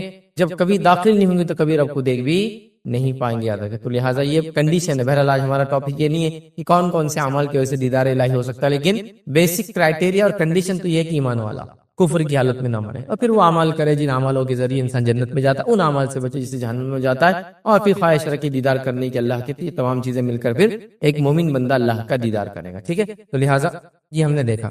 اب آئیے دیدار الہی کے تعلق سے کچھ باتیں ہم دیکھتے ہیں حدیث کے جو قرآن میں اور سنت میں جو ملتی ہے، اور ساتھ میں جو ہے آج کے ٹاپک کو ہم 2 حصوں میں تبدیل کریں گے یا 2 حصوں میں بانٹیں گے۔ پہلا دیدار الہی کے تعلق سے ہم دیکھیں گے کہ قیامت کے دن اللہ کا دیدار برحق ہے، یہ ہونے والا ہے، اور دوسرا ٹاپک دیکھیں گے کہ دنیا میں اللہ کو ہم کیوں نہیں دیکھ سکتے، یا دنیا میں اللہ کو کیوں کوئی نہیں دیکھ سکا، ٹھیک ہے۔ یہ دونوں باتوں کو ایک ساتھ دیں گے تاکہ ساری کلیریفیکیشن ایک ساتھ ہو جاتی ہے۔ تو آئیے سب سے پہلے دیدار الہی، اللہ کا دیدار حق ہے۔ یہ بات میں اس لیے کہہ رہا ہوں کہ ایسے طبقے، ایسے فرقے، ایسے گروہ مسلمانوں میں گزرے جنہوں نے اللہ کے دیدار کا انکار کیا، جس میں سب سے پہلے جو ہے معتزلہ، ٹھیک ہے۔ یہ وہ فرقہ تھا، یاد رکھے، جنہوں نے دیدار الہی کا انکار کیا اور قرآن کو سنت کے بغیر یا منمانی تشریحات سے انہوں نے قبول کیا، یاد رکھے۔ اور یہ فرقہ عروج پہ تھا، خاص طور سے جب امام احمد بن حنبل رحمہ اللہ حیات تھے، اور ان کے حیات میں یہ سیاسی طاقت بن گیا تھا، کیونکہ اس زمانے کا جو خلیفہ تھا اس نے جو ہے اہل سنت والجماعت کو چھوڑ کر، یاد رکھیے، اسی فرقے میں ہو جا کر شامل ہو گیا تھا۔ حالانکہ فرقہ اس سے پہلے موجود تھا، لیکن ابھی صرف کتابوں کی شکل میں، تحریری شکل میں، تقریری شکل میں اپنی تحریک کو پھیلا رہے تھے، لیکن ابھی ان کو پولیٹیکل طاقت نہیں ملی تھی، یاد رکھیے۔ اور جب یہ کام تب بھی کر رہے تھے جب امام شافعی موجود تھے، یاد رکھیے۔ امام شافعی رحمہ اللہ نے ان کے خلاف پورا محاذ کھڑا کر دیا تھا، یاد رکھیے، اور ان کے خلاف بات کرتے رہے۔ اسی کے اس میں امام شافعی کو جو ہے نظر بند کر دیا گیا، مطلب جیل میں تو نہیں ڈالا گیا، لیکن ہوتا ہے نا ایک گھر میں لے جا کر رکھ دینا، اور اس گھر سے آپ باہر نہیں نکل سکتے، کیونکہ امام شافعی کرتے تھے۔ حالانکہ ابھی یہ پولیٹیکلی طاقت میں نہیں آیا تھا یہ فرقہ، ابھی صرف یہ اپنی تحریکوں کو پھیل، لیکن یہ انفلوئنشل ہو چکے تھے، منسٹر لیول تک وغیرہ جا چکے تھے، تو لہٰذا امام شافعی کو بھی ان کی تکلیفوں کا سامنا کرنا پڑا۔ اسی کے اس میں سلسلے میں آپ کو جو ہے حجاز سے نکال کر جو ہے بغداد بھیج دیا گیا، کہا، خلیفہ نے کہا بلا لو ان کو یہاں، کیونکہ کمپلین کی گئی وغیرہ وغیرہ کی یہ عجیب و غریب باتیں پھیلاتے ہیں، نعوذ باللہ، حالانکہ حق کی بات کر، کتاب و سنت کی بات کرے۔ اور اسی سلسلے میں ان کا پہلی بار بغداد آنا ہوا، اور امام احمد بن حنبل سے ان کی ملاقات بھی، یاد رکھی، اور امام احمد بن حنبل نے ان کی شاگردی اختیار کی، ان سے علم حاصل کیا، ساری چیزیں۔ پھر بعد میں امام احمد بن حنبل کے زمانے میں یہ فرقہ پولیٹیکل طاقت بن گیا، اور یہ حکومت کا عقیدہ یہی ہو گیا، یاد رکھیے۔ بہرحال تو وہ بھی گروہ میں شامل ہے جنہوں نے کہا کہ اللہ کا دیدار نہ دنیا ممکن ہے نہ آخرت ممکن ہے، اور عجیب و غریب دلائل، لیکن اللہ کا دیدار برحق ہے، کیونکہ یہ واضح دلائل سے، اور خاص طور سے بخاری اور مسلم کی روایت ثابت ہے، جس کے اندر کسی امت کی کسی طبقے کو انکار نہیں، انہوں نے بھی انکار کیا، لیکن تعویلات کی، ان باتوں کی، منمانی تشریحات کی۔ بہرحال تو یہ چیز ثابت ہے، تو لہٰذا ہم کو عقیدہ رکھنا چاہیے۔ آئیے چند بات کے چند دلائل دیکھتے ہیں کہ دیدار الہی، اللہ کا دیدار کیسے حق ہے۔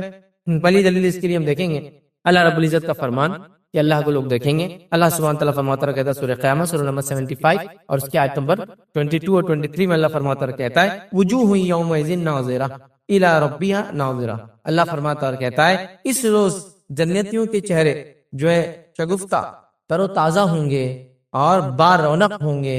اللہ فرماتا کہتا ہے با رونق ہوں گے اور دیدار الہی سے مشرف ہوں گے۔ یہ اس دن مومنوں کے چہرے ایک دم، جس کو ہم کہتے ہیں، تر و تازہ ہوں گے، اور تر و تازہ کے ساتھ ساتھ یاد رکھیے رونق دار ہوں گے، اور وہ اللہ رب العزت فرماتا ہے دیدار الہی سے مشرف ہوں گے۔ تو یہ قرآن کی یاد رکھیے دلیل ہے کہ مومن اللہ کا دیدار کریں گے، یاد رکھیے۔ اسی کے ساتھ ساتھ یاد رکھیے صحیح بخاری کی روایت ہے، یہ بھی ایک دلیل ہے، جس میں عدی بن حاتم رضی اللہ عنہ یاد رکھیے، یہ کہتے ہیں کہ نبی اکرم صلی اللہ علیہ وسلم فرمایا، کہا کہ آپ سب سے عنقریب اللہ تعالیٰ سے ہم کلام ہونے والے ہیں، اس طرح کہ آپ کے اور اللہ کے درمیان کوئی ترجمان یا حجاب نہیں ہوں گا، یاد رکھیں۔ مطلب نبی اکرم صلی اللہ علیہ وسلم کہہ رہے ہیں کہ سب سے زیادہ جو ہے قریب جو ہے اللہ کے میں رہوں گا، اور جب اللہ سے ہم بات کریں گے تو کوئی ترجمان ہمارے بیچ میں نہیں ہوں گا، یاد رکھیں۔ تو یہ ایک دلیل ہے کہ اللہ رب العزت کو ایک مومن بندہ دیکھنے والا، یاد رکھیں۔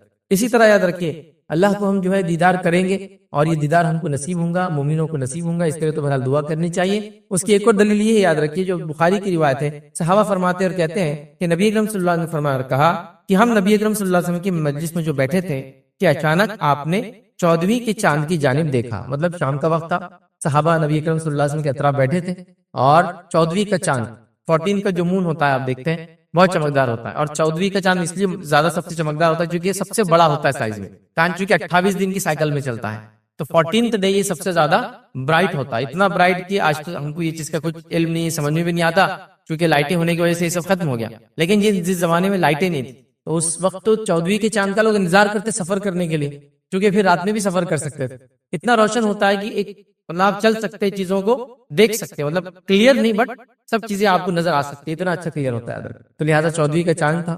صحابہ نبی اکرم صلی اللہ علیہ وسلم کے اطراف بیٹھے تھے، تو آپ نے 14ویں کی چاند کی طرف دیکھ کر آپ نے فرمایا آپ اپنے رب کو اسی طرح دیکھیں گے. صحابہ سے کہہ رہے کہ تم اپنے رب کو اسی طرح دیکھو گے جس طرح یہ چاند دیکھ رہے ہو. مطلب تم لوگ اللہ تعالیٰ کو ویسے ہی دیکھو گے جس طرح سے چاند کو دیکھ رہے ہیں، اور رب تعالیٰ کو دیکھنے میں کوئی مشکل نہیں ہو، اور اللہ تعالیٰ کو دیکھنے میں تم لوگوں کو کوئی مشکل نہیں ہوں گی اگر آپ نماز عصر اور نماز فجر کو وقت پر ادا کرنے کی استطاعت پاتے ہیں تو ایسا کرتے رہیں. مطلب 14ویں کا چاند ہے، صحابہ موجود ہے، نبی کریم صلی اللہ علیہ وسلم فرما رہے ہیں جس طرح سے تم 14ویں کی چاند کو دیکھتے ہو اسی طرح اپنے رب کو روز قیامت دیکھو گے.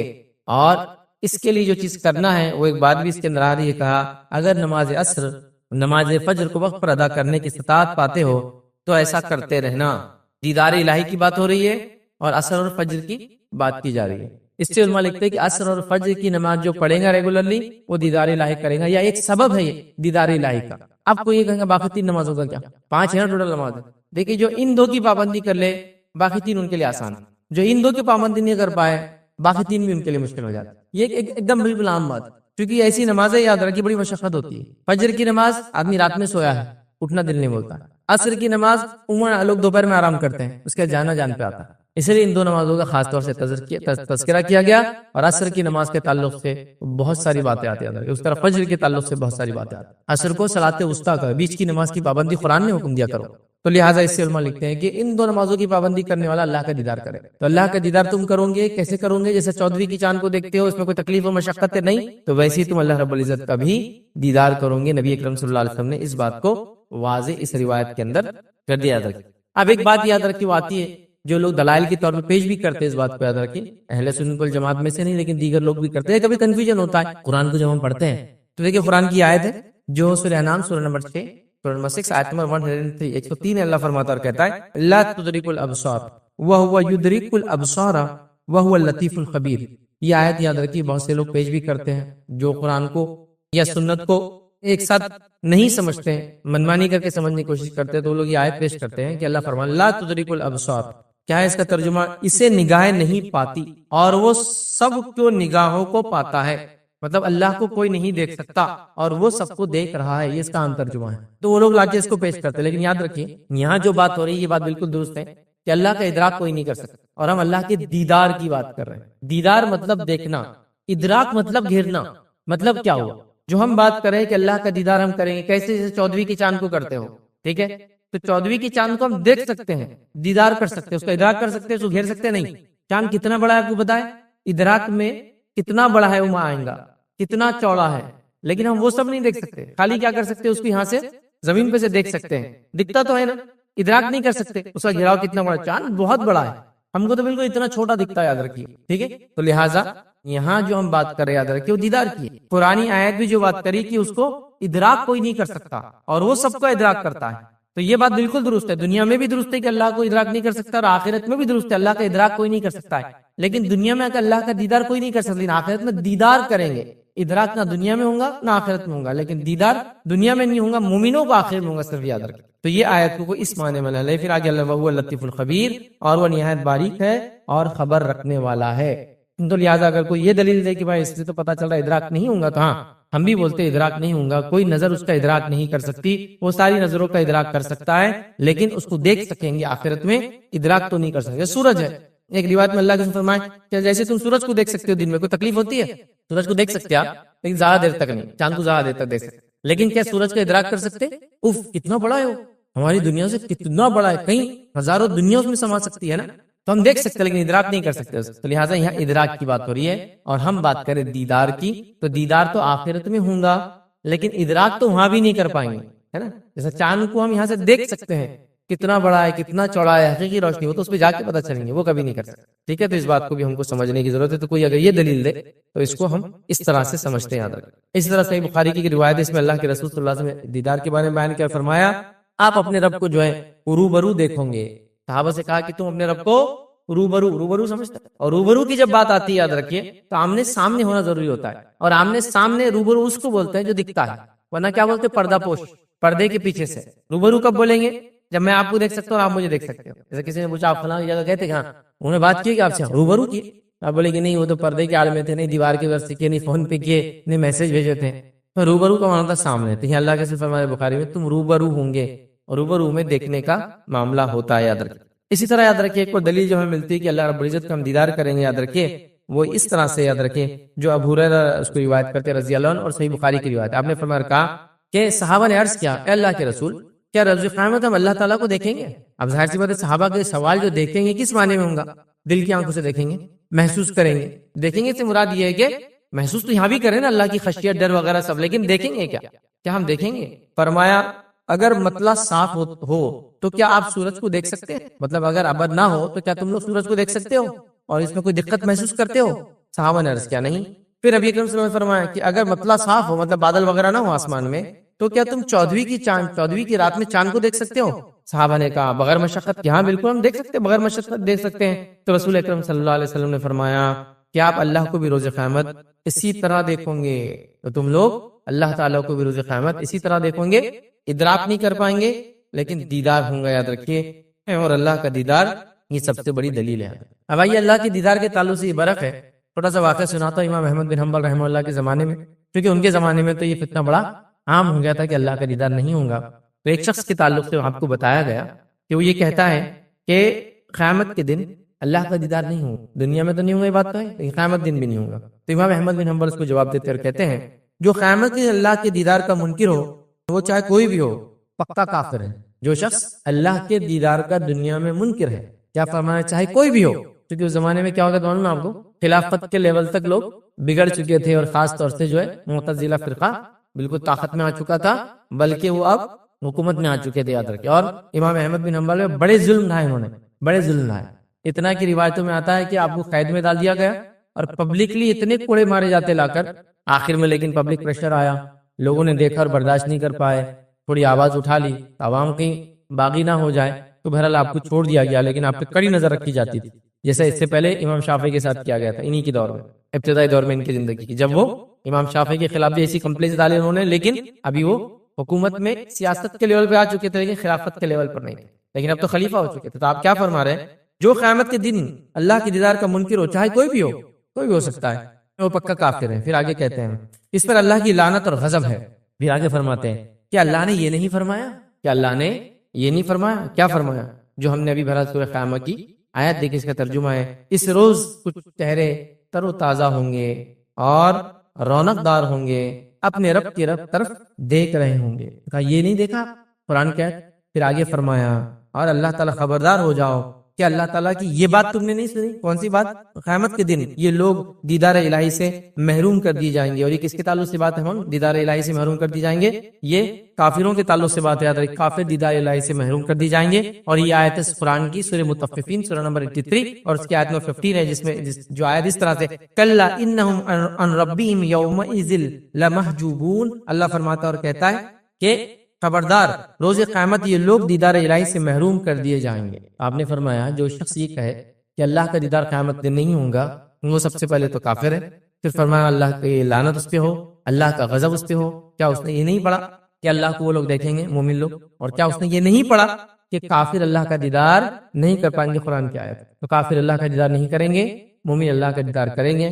تو آپ نے ایسے شخص کو کافر قرار دیا ہے. تو لہٰذا دیدار الہی حق ہے اور یہ بہت عظیم نعمت ہے, یاد رکھیں. آئیے آگے بڑھتے ہیں. اسی طرح ایک اور واقعہ آتا ہے, یاد رکھیے, واقعے کو بھی دیکھتے ہیں.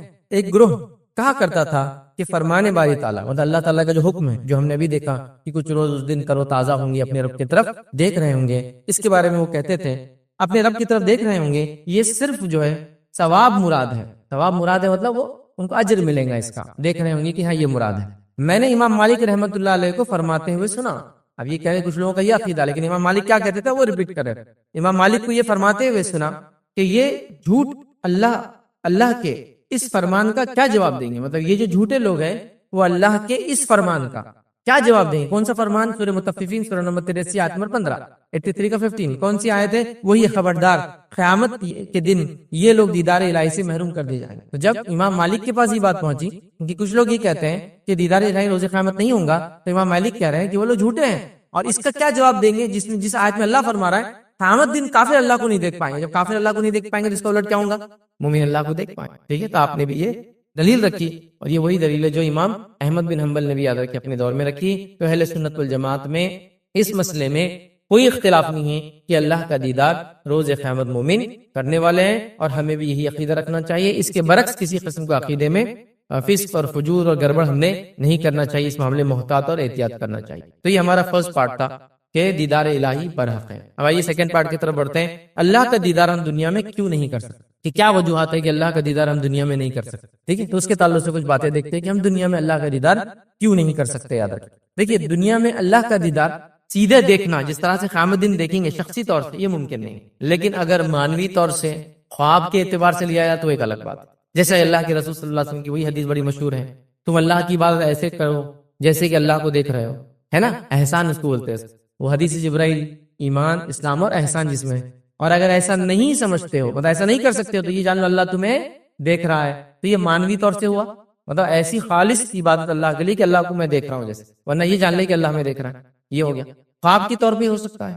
نبی اکرم صلی اللہ علیہ وسلم نے خواب دیکھا، آپ نے روایت فرمایا کہ کل رات میں نے خواب میں اپنے رب کو دیکھا. تو اللہ تعالیٰ کو اللہ کے رسول صلی اللہ علیہ وسلم نے خواب میں دیکھا، اور میرے رب نے میرے سینے کو چھوا، اور میں نے اپنے رب کی انگلیوں کی ٹھنڈک اپنے سینے پر محسوس. اس سے پتہ چلا خواب میں اللہ کو اللہ کے رسول صلی اللہ علیہ وسلم دیکھا.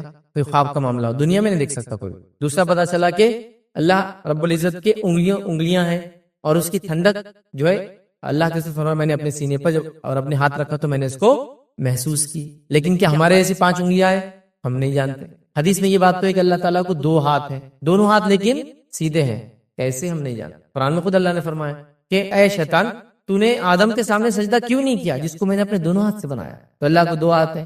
حدیث میں آتا دونوں رائٹ ہینڈ ہیں، یہاں انگلیوں کا تذکرہ آ گیا ہے نا. تو بہرحال تو یہ خواب اور معنی کے اعتبار سے، لیکن حقیقی طور سے یاد رکھیں دنیا میں اللہ کو کوئی نہیں دیکھ سکتا ہے. آخرت میں ہم لوگ جو ہے دیکھیں گے لیکن ادراک نہیں کر پائیں گے، لیکن دیدار ضرور اللہ رب العزت کا ہونے والا ہے یاد رکھیں مومنوں کا. اب دنیا میں کیوں نہیں دیکھ پائیں گے؟ اسی کچھ وجوہات میں آپ کے سامنے رکھتا ہوں یا کچھ باتیں رکھتا ہوں. سب سے پہلی چیز تو یاد رکھیں اللہ کے نبی موسیٰ علیہ السلام یہ وہ برگزیدہ نبی یاد رکھیں جن کو اللہ تعالیٰ نے جو وحی دی اس کے اندر کسی فرشتے کو نہیں بھیجا. آپ کو سیدھے وحی دی جاتی تھی اور آپ نے آ کر بنی اسرائیل کے سامنے سیدھے اپنی بات رکھی. تو موسیٰ علیہ السلام سے اللہ نے سیدھے کلام کیا، جس سے آپ کا لقب پڑا کلیم اللہ. اللہ نے جن سے ڈائریکٹ کلام کیا. ٹھیک ہے، اللہ رب قرآن میں فرماتا کہتا ہے سورہ قصص آیت نمبر 30 میں اللہ فرماتا کہتا ہے پھر جب وہ وہاں پہنچا تو وادی کے داہنے کنارے سے برکت والے خطے میں درخت سے پکارا گیا، اے موسیٰ میں ہی اللہ ہوں اور تمام مخلوقات کا میں ہی حاجت روا ہوں. تو اللہ رب العزت موسیٰ علیہ السلام کو بلایا، موسیٰ علیہ السلام گئے. ٹھیک ہے، اس کے بعد موسیٰ علیہ السلام سے اللہ نے کلام کیا. کلام کیسے کیا کہ ایک جگہ بلایا گیا، ایک جھاڑ کے پیچھے سے آواز آئی، لیکن موسیٰ علیہ السلام تب بھی اللہ رب العزت کو دیکھا نہیں چونکہ ممکن نہیں تھا. آج اللہ فرماتا اور کہتا ہے اور جب کتاب تورات دینے کے لیے اللہ رب العزت نے موسیٰ علیہ السلام کو بلایا تو موسیٰ علیہ السلام نے کیا کہا؟ ربی ارینی انظر الیک. موسیٰ علیہ السلام گئے اللہ کے پاس اور کہا اے میرے رب مجھے اپنے آپ کو دکھا دے، میں تجھ کو دیکھوں. پہلے جب آپ کو نبوت ملی جب اللہ کو دیکھا نہیں آپ نے، لیکن بعد میں وقتاً فوقتاً اللہ سے آپ کی بات ہوتے رہی. اب جب توریت لینے آپ گئے تو آپ نے ایک خواہش رکھی، اے اللہ میں تجھے دیکھنا چاہتا ہوں. ٹھیک ہے، اور موسیٰ علیہ السلام ہی وہ نبی ہے جو یہ کہہ سکتے تھے، وجہ یہ ڈائریکٹ اللہ سے بات کر رہے تھے. تو خواہش تو ہوں گی نا جس سے میں ڈائریکٹ بات کر رہا ہوں اس کو دیکھو، تو آپ نے اظہار کر دیا. اللہ رب العزت نے فرمایا کہا، اللہ تعالیٰ نے فرمایا تم مجھ کو ہرگز نہیں دیکھ سکتے، البتہ پہاڑ کی طرف دیکھو، اگر وہ اپنی جگہ پر قائم رہ جائے تو تم مجھ کو بھی دیکھ سکو گے. پھر جب ان کے رب نے پہاڑ پر اپنی تجلی ڈالی تو اس کو ریزہ یہ پہاڑ ہو گیا اور موسیٰ علیہ السلام بے ہوش ہو کر گر پڑے. جب موسیٰ علیہ السلام کو خواہش ہوئی کہ میں اللہ کو دیکھوں، توریت لینے جا رہا ہوں، اللہ نے کہا ٹھیک ہے پہلے اس پہاڑ کو دیکھو. اگر اس پہاڑ کو تم دیکھ پائے، مطلب اللہ کی تجلی جب اس پہ پڑیں گی، اس سے جو روشنی، چونکہ اللہ نور ہے، پڑیں گی، اگر تم اس کو دیکھ پائے اس حالت کو تم مجھے دیکھ پاؤ. جب اللہ کی تجلی اس پہاڑ پر پڑی، پہاڑ ریزہ ہو گیا، ذرات میں تبدیل ہو کے اڑ گیا. موسیٰ علیہ السلام اس حالت کو دیکھ کر، اس روشنی کو دیکھ کر، اس نور کو دیکھ کر بے ہوشی کی کیفیت میں، ابھی اللہ کو نہیں دیکھا، صرف ابھی وہ روشنی نور ہے اللہ کے آگے. اس کے نتیجے میں پہاڑ ریزہ ہو گیا، موسیٰ علیہ السلام بے ہوش ہو گئے. پھر جب اٹھے تو اللہ سے معافی مانگ لی کہ اللہ مجھ سے غلطی ہوئی کہ میں نے ایسی چیز کا ڈیمانڈ کیا. پھر جب آپ کو ہوش آیا تو آپ نے فرمایا تو پاک ہے، میں تیری طرف توبہ کیا کرتا ہوں اور میں سب سے پہلے اس حقیقت پر ایمان لانے والا ہوں. ٹھیک ہے، مطلب اللہ کو کوئی دیکھ نہیں سکتا، میں اس حقیقت پر سب سے پہلے ایمان لانے والا ہوں. تو یہاں موسیٰ علیہ السلام نے پھر توبہ کی کہ اللہ سے ایک ڈیمانڈ کیا، لیکن وہ صحیح نہیں تھا. یاد رکھ. اسی طرح یاد رکھ بنی اسرائیل نے کھلم کھلا موسیٰ علیہ السلام کو کہا جب تک ہم اللہ کو دیکھیں گے نہیں ہم توریت کو توریت نہیں مانیں گے. تو اللہ نے پھٹکار لگائی یہ دنیا میں ہی نہیں ہو سکتا. کیا دیکھیں قرآن میں اللہ رب العزت نے کیا فرمایا، سورہ بقرہ کی آیت ہے، اور جب تم نے کہا اے موسیٰ ہم تمہارا یقین نہیں کریں گے جب تک ہم اللہ کو سامنے نہ دیکھ لیں، تو تم کو بجلی نے پکڑ لیا اور تم دیکھ رہے تھے. تو اللہ نے سزا دی، سزا کی مستحق بنے. دنیا میں ڈیمانڈ کرنے کے نتیجے میں بجلی آئی، بجلی کی سزا ملی، ہلاک ہو گئے. کیونکہ اللہ کو دیکھنا تو موسیٰ علیہ السلام کے لیے پاسبل نہیں تھا. یہ ڈیمانڈ کر دی ہم کو دیکھنا ہے، تو اللہ نے ان کو سزا دیا. دنیا میں کوئی دیکھ نہیں سکتا، ایسی خواہش رکھنا بھی درست نہیں ہے. موسیٰ علیہ السلام نے کی، توبہ کرنا پڑا، قوم نے کی، سزا بھگتنا پڑا. تو ہم کو اس سے پتہ چلا دیدار الہی دنیا میں پاسبل نہیں ہے. یاد رکھیے ٹھیک ہے. اسی طرح جو ہے صحابہ میں سے ایک صحابی سے روایت کرتے ہوئے خبر دی کہ آپ صلی اللہ علیہ وسلم نے فرمایا اس بات کو اچھی طرح جان لو کہ تم میں سے کوئی بھی اپنے رب کو نہیں دیکھ سکیں گا حتیٰ کہ اسے موت آ جائے. کیا فرمانے نبی کریم صلی اللہ علیہ وسلم، تم میں سے کوئی بھی شخص اللہ تعالیٰ کا دیدار نہیں کر سکتا حتیٰ کہ اس کو موت آ جائے. مطلب موت کے بعد تو اللہ کا دیدار ہو سکتا ہے، جیتے جی دنیا میں دنیا کی آنکھوں سے اللہ کا دیدار پاسبل نہیں ہے، موت کے بعد ہی ہوگا. تو لہٰذا اللہ کا دیدار موت کے بعد ہو سکتا ہے، دنیا میں نہیں ہو سکتا. اس لیے اللہ کا دیدار ہم دنیا میں نہیں کر سکتے، یہ موت کے بعد ہوگا. مطلب موت کے بعد کی زندگی ہے، اس میں جو حالات ہوں گے اس حالات میں ہم ادراک تو نہیں دیکھ پائیں گے. یاد رکھیں دنیا میں ہم دیکھ نہیں سکتے. آئیے ایک اور روایت یاد رکھیں. ابو ذر غفاری رضی اللہ عنہ فرماتے اور بیان کرتے ہیں کہ میں نے رسول اللہ صلی اللہ علیہ وسلم کیا پوچھا کہ آپ نے اپنے رب کو دیکھا ہے؟ کیا آپ نے اپنے رب کو دیکھا ہے؟ مطلب معراج میں آپ گئے تھے، کیا آپ نے اپنے رب کو دیکھا ہے؟ تو جواب دیا اللہ کے رسول صلی اللہ علیہ وسلم نے وہ نور ہے، میں اسے کہاں دیکھوں؟ مطلب وہ روشنی نور ہے، میں اسے کہاں دیکھوں؟ مطلب میں اسے کیسے دیکھ سکتا؟ نبی اکرم صلی اللہ علیہ وسلم دنیا سے گئے تھے، آسمانوں کا سفر کیا معراج میں، واپس آئے، لیکن ابھی حدیث میں کیا ہے، جب تک کہ موت نہ آ جائے کوئی دیکھ نہیں سکتا ہے. وہ مرحلے سے چونکہ کوئی گزرا نہیں ہے تو ظاہر سی بات ہے وہ دیکھ نہیں سکتا. تو اللہ کے رسول صلی اللہ علیہ وسلم نے معراج میں اللہ کو نہیں دیکھا. جس کو دیکھا جو بات ہوتی ہے قرآن میں سورہ نجم میں جو بات ہے، یاد رکھیں لوگ اس کی دلیل لے سکتے ہیں. سورہ نجم میں وہ بات ہے کہ اللہ کے رسول نے جو دیکھا وہ جبرائیل علیہ السلام کو اپنی اصلی حالت میں دیکھنے کا تذکرہ ہے، اللہ تعالیٰ کو نہیں آتا. ٹھیک ہے، اللہ کے بہت قریب تھے آپ، ایک یا ڈیڑھ کمان کے فاصلے پہ تھے، اللہ کو دیکھا نہیں. جس کو دیکھنے کا تذکرہ ہے وہ جبرائیل علیہ السلام کو اصلی حالت میں جبرائیل علیہ السلام کو اللہ کے رسول نے 2 بار دیکھا ہے. پہلی بار کب دیکھا؟ جب وہی لے کے آئے، وہ غفا کے باہر آپ جب گئے تو آپ نے دیکھا جبرائیل علیہ السلام. کیسے تھے جبرائیل علیہ السلام؟ زمین سے آسمان تک سب بھر گیا تھا اور آپ کے پر تھے اور پروں میں سے جو ہے ہیرے اور موتی جھڑ کر نیچے گر رہے تھے. اور حدیث میں آتا ہے کہ آپ کو 600 پر ہے، 600 یاد رکھیں. تو فرشتوں کو پر بھی ہوتے ہیں تک. تو جبرائیل علیہ السلام کو 600 مطلب نہیں، مختلف فرشتوں کو مختلف پر ہوتے ہوں گے، لیکن جبرائیل علیہ السلام کو تو 600 پر یاد رکھیں. ٹھیک ہے. اور جسامت کے اعتبار سے ایسے کہ زمین آسمان میں سب کچھ بھر گیا. اب آپ پہاڑ پہ کھڑے تو آپ کتنا دیکھ سکتے ہو، ہورائزن سب بھر گیا تھا آپ کے، اتنا میسو آپ کا سائز ہے. بہرحال تو یہاں جو آپ نے فرمایا میں کیسے دیکھ سکتا ہوں، وہ تو نور ہے. اسی طرح ابو موسیٰ اشعری رضی اللہ عنہ روایت کرتے ہیں کہ انہوں نے کہا کہ رسول اللہ صلی اللہ علیہ وسلم ہمارے درمیان کھڑے ہوئے تھے اور 5 باتوں پر مشتمل خطبہ دے رہے تھے. وہ فرما رہے کہ اللہ کے رسول صلی اللہ علیہ وسلم میں کھڑے تھے اور 5 باتوں پر مشتمل ایک خطبہ دے رہے تھے، خطاب کر رہے تھے. کیا خطاب کیا آپ نے؟ تو آپ نے یہ خطاب کیا، حدیث میں الفاظ بے شک اللہ تعالیٰ سوتا نہیں ہے اور نہ سونا اس کی شان کے لائق ہے. اللہ تعالیٰ سوتا نہیں ہے، یہ خطبے میں آپ بیان کر. وہ میزان کے پلڑوں کو جھکاتا ہے اور اٹھاتا ہے. وہ میزان کے پلڑوں کو جھکاتا ہے اور اٹھاتا ہے، مطلب انسان عمل کرے گا تو جھکتے ہیں، اٹھاتا ہے. تو جھکاتا اٹھاتا ہے سے مراد کیا ہوگا؟ وہ انسانوں کو توفیق دیتا ہے کہ اچھا عمل کرے، اسے پلڑے بھاری ہو جاتے ہیں. اٹھاتا ہے اور جھکاتا ہے، یہ اس کا معنی ہوا. رات کے اعمال دن کے اعمال سے پہلے اور دن کے اعمال رات سے پہلے اس کے سامنے پیش کر دیے جاتے ہیں. اس کا جو ہے پردہ نور ہے، اس کا پردہ نور ہے، اور اس پردے کو کھول دے تو اس کے چہرے کے نور جہاں تک پہنچیں گا اس کی مخلوق کو جلا ڈالیں گا. اس لیے اللہ کا دیدار دنیا میں نہیں کر سکتا کہ اللہ کا نور جہاں تک پہنچے گا، مخلوقات جہاں تک دیکھ پائیں گی وہاں تک سب چیز جل جائیں گی. جس کی مثال وہ پہاڑ ہے جو موسیٰ علیہ السلام کے واقعے میں جل گیا تھا. اب اس پہاڑ کے تعلق سے تھوڑا سا ایک بات بتا دوں آپ کو کہ بہت سے لوگ یہ ان کا کہنا اور ماننا ہے کہ وہ جو پہاڑ جو جلا تھا اسی سے کیا بنا معلوم آپ کو؟ سورما. یہ بہت کامن ہے کہ وہ پہاڑ جل گیا تھا تو اس سے کھول بنا، سورما بنا جو ہم آنکھوں میں لگاتے تھے. تو اللہ تعالیٰ کو دنیا میں کیوں نہیں دیکھ سکتے ہم لوگ؟ اس لیے کہ اللہ تعالیٰ جہاں تک مخلوق دیکھ پائیں گی سب جل جائیں گی. کیا فرمایا آپ نے؟ اور اگر اللہ پردہ کھول دے تو اس کے چہرے کے نور، اس کا چہرے کے نور جہاں تک اس کی نگاہیں پہنچیں گی اس کی مخلوقات جل جائیں گی. تو جہاں تک اللہ کی نگاہ پہنچیں گی اس کی مخلوق جل جائیں گی. اس لیے اللہ ایک پردہ ہے، دنیا میں کوئی نہیں دیکھ سکتا ہے، نہ موسیٰ علیہ السلام نے دیکھا، نہ نبی اکرم صلی اللہ علیہ وسلم نے دیکھا، نہ کسی اور نے کبھی اللہ تعالیٰ کو دیکھا، ٹھیک ہے، مومن آخرت میں ہی یہ کام کر پائے۔ اب آئیے ایک وجہ پتہ چل گئی ہم کو، موت ضروری ہے دیدار کے لیے، دوسری وجہ پتہ چل گئی موت کے ساتھ ساتھ ابھی دنیا میں اس لیے نہیں دیکھ سکتے کہ اللہ کی نظر جہاں تک جائیں گی چیزیں ہلاک اور برباد ہو جائیں گی، ختم ہو جائیں گی۔ اسی طرح حضرت مسروق رحمۃ اللہ علیہ فرماتے ہوئے کہتے ہیں کہ میں نے عائشہ رضی اللہ عنہا سے عرض کیا، امی جان کہ کیا محمد صلی اللہ علیہ وسلم نے شب معراج میں اللہ کو دیکھا تھا؟ عائشہ رضی اللہ عنہا ہے اور ظاہر سے تو امت کی ماں ہے، وہ سوال کر رہے ہیں، تو ماں عائشہ جواب دے رہی ہے، فرما رہی ہے تم نے ایسی بات کہہ دی ہے جس سے میرے جسم کے رونگٹے کھڑے ہو گئے۔ تم نے ایسی بات کر دی آج میرے سامنے کہ میرے جسم کے رونگٹے کھڑے ہو گئے ہیں۔ کیا تم ان 3 باتوں سے بے خبر ہو؟